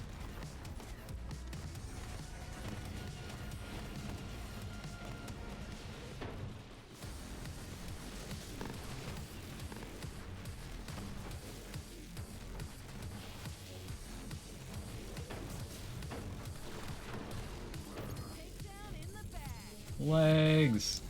Trimmer legs.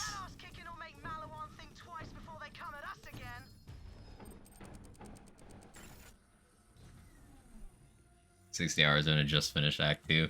Yeah, that's pretty standard. Like, on playthrough 3, the whole thing, with me having skipped a lot of Act 3 content, because I just didn't feel the need to do it on the solo character, the whole run was 67 hours. But, like, doing everything, yeah, 60 hours for Act 2 is, like, about right.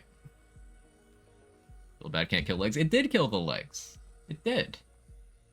Just spread legs and shoot them. Bonk. Omega bonk. Ultimate over bonk.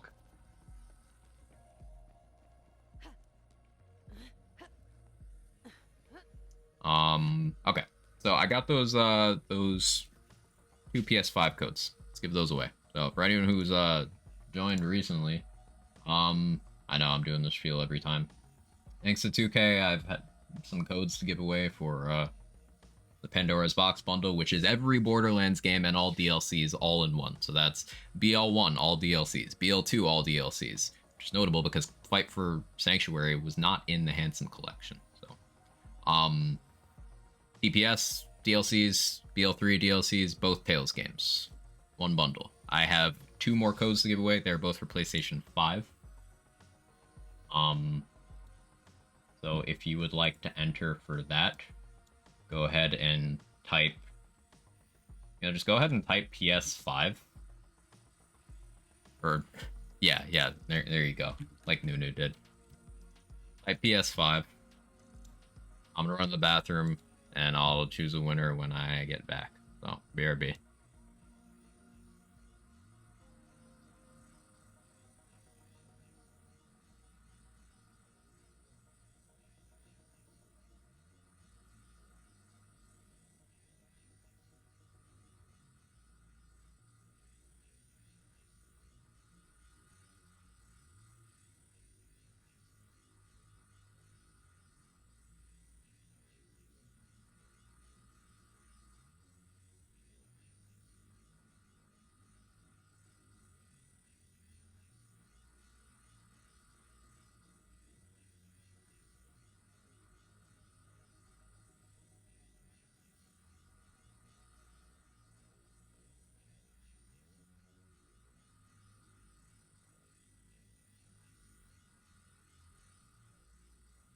Hello.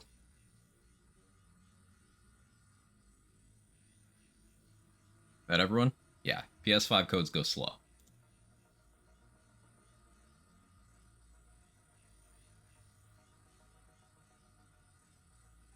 Anyone else? Any last minute? I'll wait a few more seconds. Yes, 6. I'm covered in advance. Base. Since you can see the future, Viper, how much does PS Plus cost in your time zone?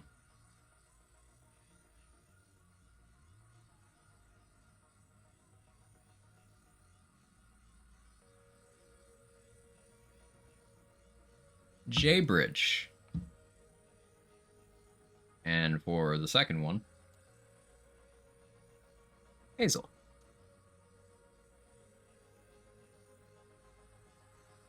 Rigged. Lead and iron by the ton. Double rigged. Got a bigger gun. Don't need rifles, don't need ranks. When you What got platform one. do you guys want your PS5 codes on?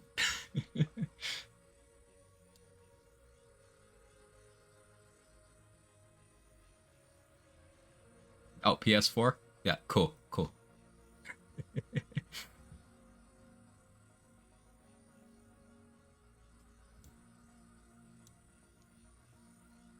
Once again, thank you to 2K for providing these codes. That's super cool.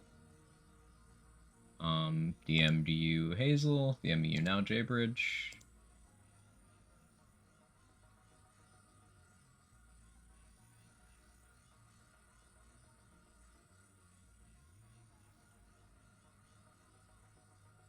Want PS5 code for mobile? What do you guys not have phones? Good to my BL3 friendo who just started BL2. Oh yeah, opening up a whole world for them. That's awesome. Nice again. You're very welcome, Raptor. Hope you enjoy it. PS Plus is $49.99 per year for me. You mean per month, right? Hey Raph, how you doing?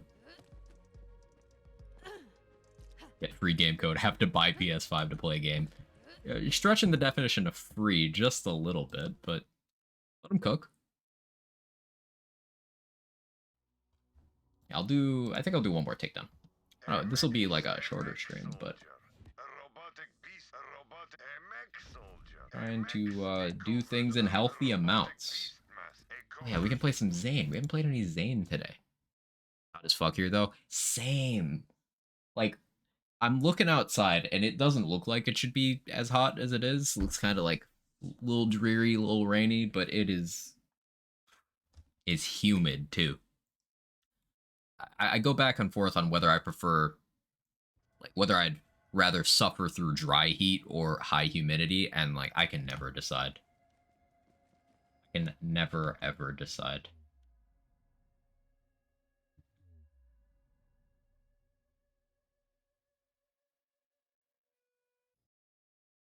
Nice and cool here, 55 Fahrenheit. Oof, not the same.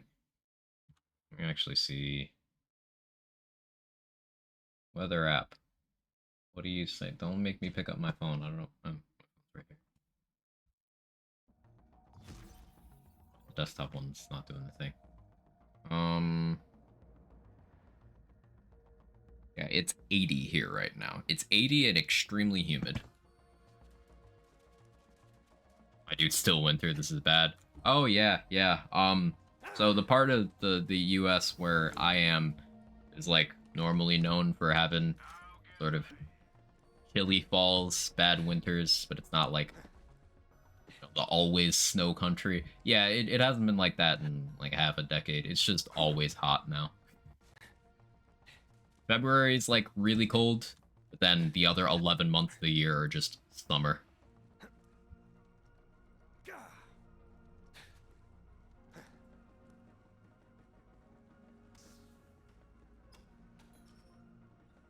Like I'm a really big fan of having cool jackets. I like coats. They look cool. Intel says there's an I elevator haven't down really to the been lower able to levels. wear Make your way most there of the and be ones ready that I for some like heavy because the resistance. weather hasn't been I'm counting appropriate on you, Vault Hunter. in like a couple of years now. That's a good-looking bullet scope. Through both dry heat. The thing with dry weather is like I get nosebleeds. I don't enjoy that. Not as bad as some others I know, but like, I do get them.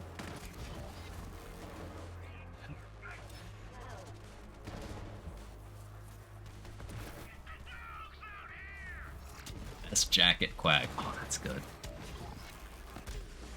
Or hoodie's all here because I'm edgy. These are like a comfort thing for me. I wear them a lot too. I guess I'm edgy. We'll be edgy together. We can edge together.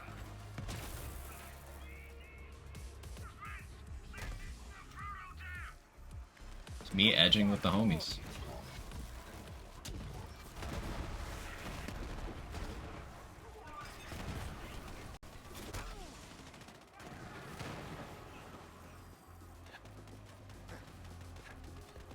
Urban Mech. Name for the Prime, the 32 months. Is text speech gonna actually say it? Actuary, phlebotomist, ornithologist, triskaidekaphobia, marmot, axolotl. Always satisfying. Ooh, that axolotl? Something about that one really hits for me. That was good. Oh. Well, that's a cliff. Job TTS.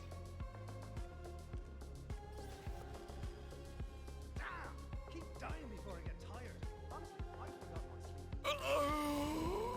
sleep. Thank you, Pris. Always keeping me honest. Sounded hitting hard, what, from the cliffing? Damn! You look good, Zane boy.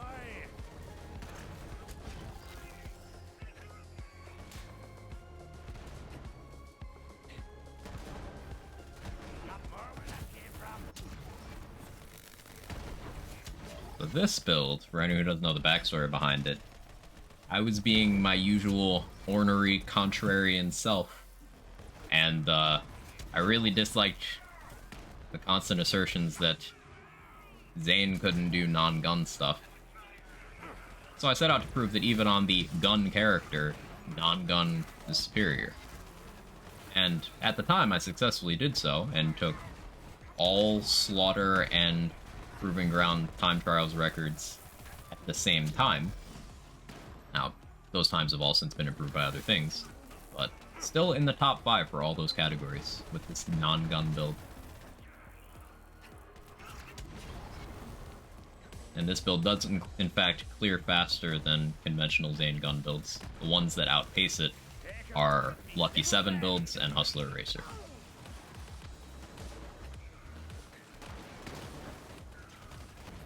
So even on the character whose entire personality is shoot gun, BL3 is not a gun game.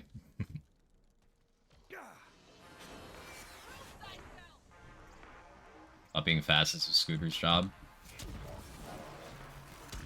Listen, I'm a speedrunner everywhere, in every room of the house.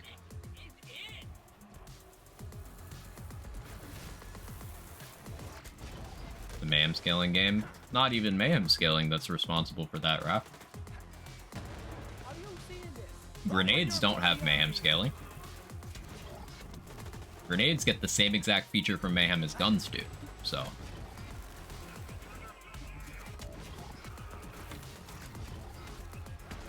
Action skills for primary damage output, fully viable before mayhem scaling as a feature even existed. Feel free, the spaghetti game, is that better? Yes. I'm so ready for, like, a Borderlands collab with, like, Ragu or something. That would go incredibly hard. Get some sauce to go with the spaghetti.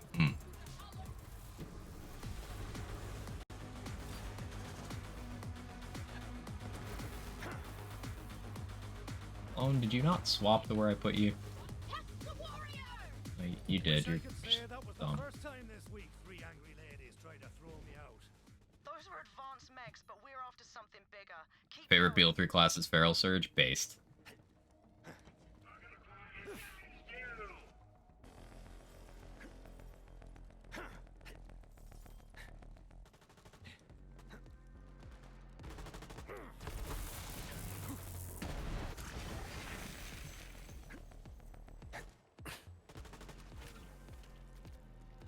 Marcus probably cooks a mean spaghetti bolognese. Yeah, probably. Didn't anyone teach you how to fight? Basically doing Feral Surge better when you slam. You're not wrong, Irish. I think that's the first time I've ever thought about that comparison, but I actually quite like it.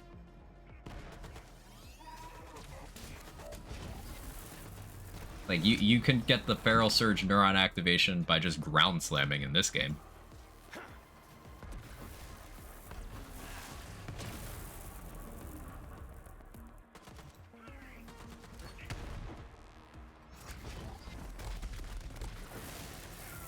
No cooldown needed, yeah.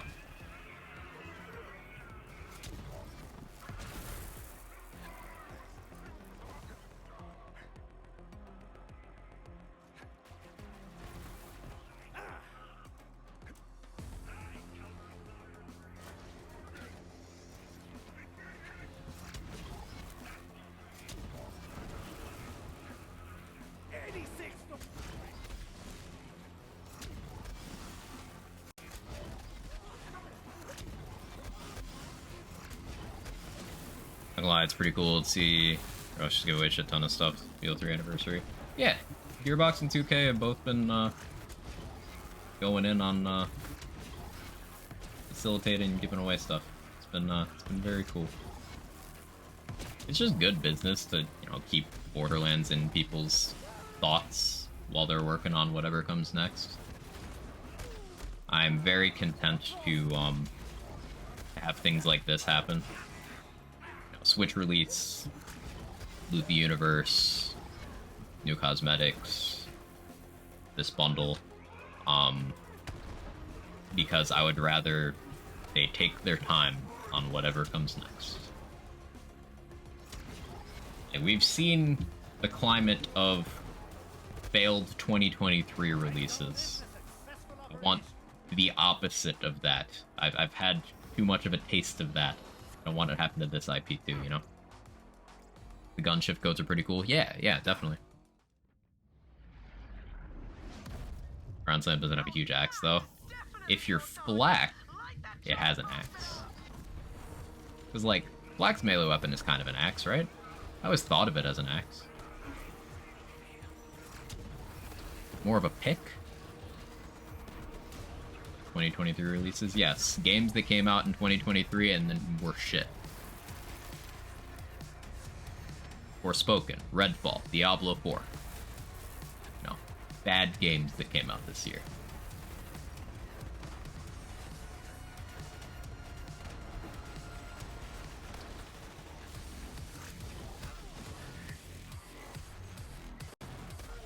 Got any more for the meat grinder?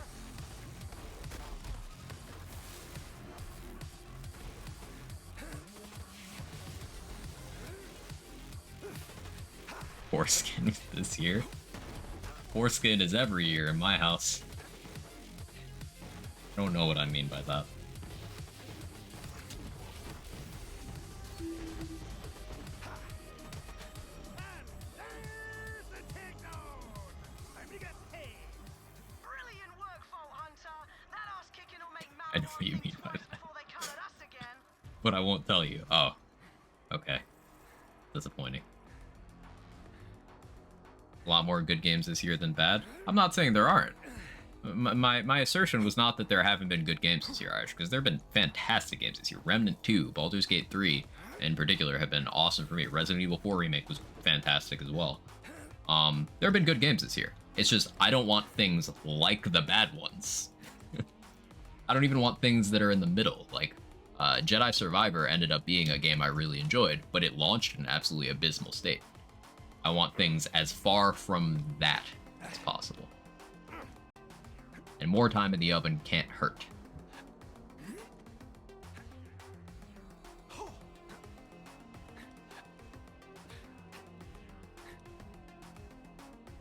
Forspoken was underwhelming, not bad. Wouldn't call it good though, just one of those mid games. I understand what you mean. Let him cook. Yeah, exactly. Redfall broke my heart. Arcane's a great studio. Yeah, we talked about this the other day. Raffler. It's one of those things where I wonder how long it's going to take for Arcane to successfully launder their reputation after that. like there's a bunch of layers of politics to it. Like obviously, there's multiple Arcane studios. There's the whole being under the Microsoft umbrella thing. But for a studio known for putting out bangers, Dishonored is incredibly iconic. Prey was great. They took a dead IP and like did it better. For a studio that made those to just produce one of the worst games ever, it's gonna take a while to mend public opinion on that one. I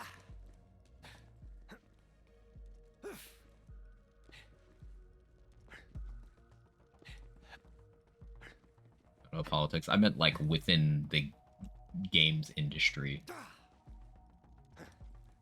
Not the other kind. Remember that Gollum game? Shit, I forgot about that. Yeah, no, that goes on the pile too. Good shout. Takes talent to make a bad game too. One thing that I want to try to consistently bring up whenever we have this conversation is, like, I feel so bad for devs who work on games like that, and then like they do their job and they do it well, but then it's attached to a project that just didn't land. Like, how do you reconcile putting that much of your life into something people just hate it, and you can't even really say, unless you're sure of the company you're in, like, hey, I worked on this. Like, even if you did everything right, even if you did one of the things that the game didn't fail on, it's gotta suck. Remember Cherma being assigned for Gollum a couple weeks before it released? What was the turnaround on that opinion, Pollen?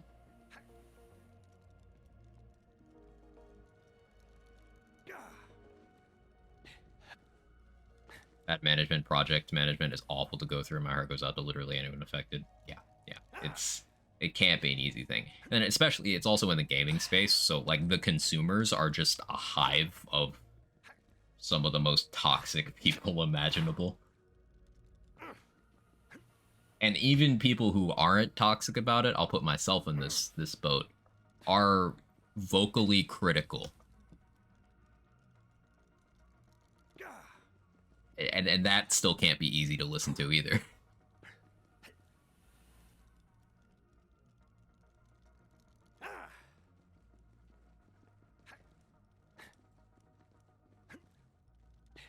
Maybe for like an hour before switching to Street Fighter. Sounds right. With main character he could finally relate to. I was thinking it. Thank you for saying it. I don't know if any modern game can be equal to E.T., where the company had to buy thousands of copies of the game that didn't sell. Horror stories of game releases like that. You guys remember that 2 Human game? Where, like, they recalled and destroyed copies? Because, it was like the engine or something. Like, they lost a lawsuit and the engine was deemed stolen. So, like, the game existing was illegal. Something wild like that.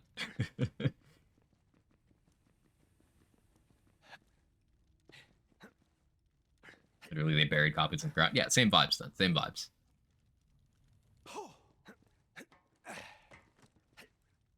Like talking to a waiter server. Like, yes, my food wasn't great. It's not your fault, sweetie. You've been great. Love you. Don't take this personally.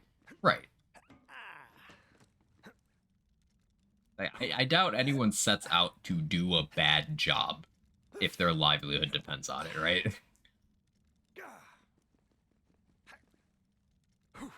At the end of the day, I just gotta remember people who work on creating things for entertainment, just like anyone else, are people. People in the service industry, people in the entertainment industry, people are people. Treat people like people.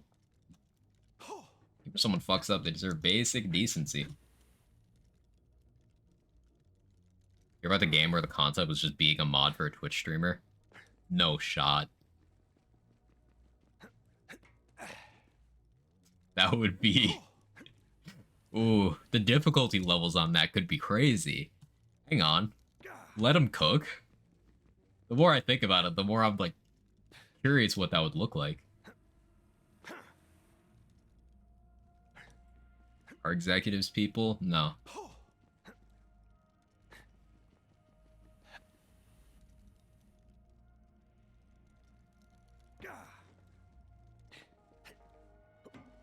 They're food.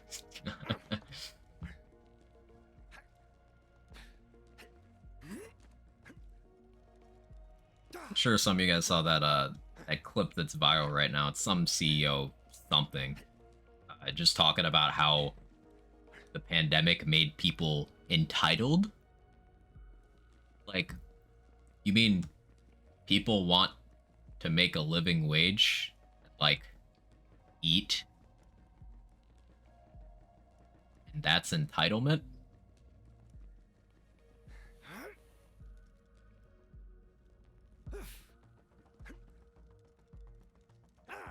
Like, it's the same sort of talking points that all the big streaming company execs are using in regards to the strike, and their media mouthpiece outlets are also using, like framing people striking as being ingrates in particular. It's like, wait, why should they be grateful to you? You are profiting from their work and not paying them.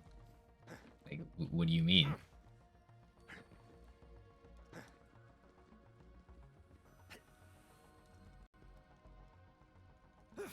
Like, in the wake of the COVID-19 pandemic, CEO profit margins went to a higher point than like profit margins have ever been, like ever, not like recent, like ever in the history of profit margins. They peaked, but wages didn't go up. Record profits are unpaid wages. That's how it works. The guy that was saying the economy needs to collapse to punish the working class, that's the one. You saw it too. You saw it too. Okay.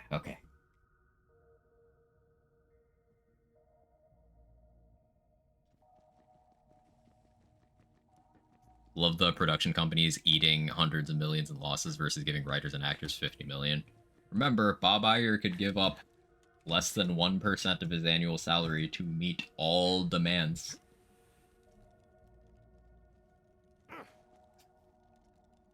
Any one of those execs could give up less than a single percent. But instead, because it would come out of their personal allocation of the pie, they're willing to let the company bleed hundreds of millions and eager for a bunch of people to be homeless. Eager. Like, not just willing to because they think it's some sort of necessary thing. No, like, getting off on it. It's wild.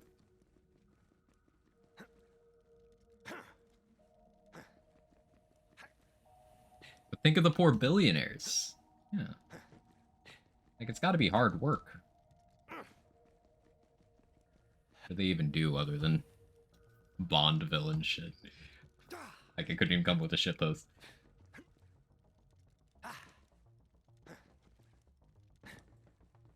Supposed to keep your 5 million bonus during the pandemic, and now when people are being on house because they have to choose between food and rent. I mean, I'm sure you all know that, like, the public facing statement, like the one that they thought was good publicity for themselves in the face of the Screen Actors Guild and the Writers Guild both striking, was to say that they will reopen negotiations when people start losing their houses. Like, that was the statement. They thought that made them look good.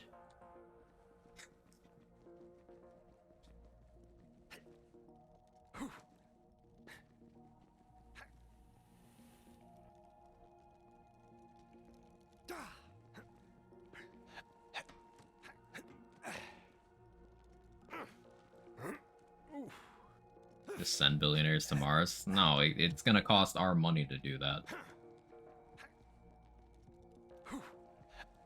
They don't use their own money for anything. Fucking ghouls, man. Yep. Yep.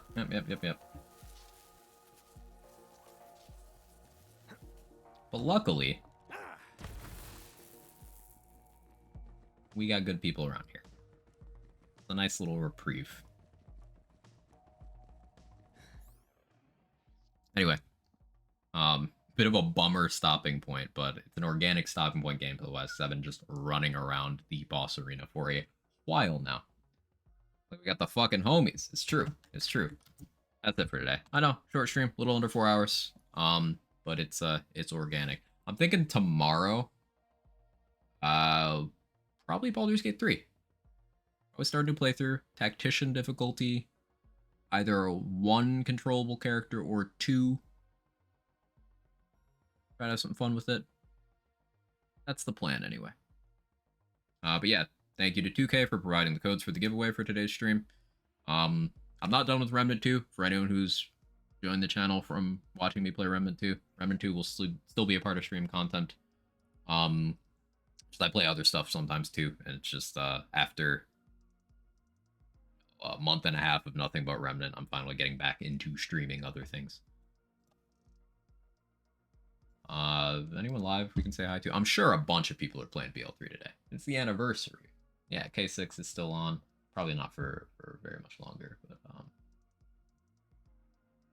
Lazy's on. Yeah, we could say hi to Lazy. Lazy's also doing giveaways. I don't know how he's been distributing them. I don't know if he has codes left. But Lazy's doing the thing. And if you enjoyed anything here today, you'll enjoy Lazy if you don't already know. Yeah, thanks everyone. If you got my emotes, feel free to jiggle. But I'll see you tomorrow. Provided my PC can handle it, Baldur's Gate 3. Very excited. Very excited. But have a good one, everybody. Bye-bye.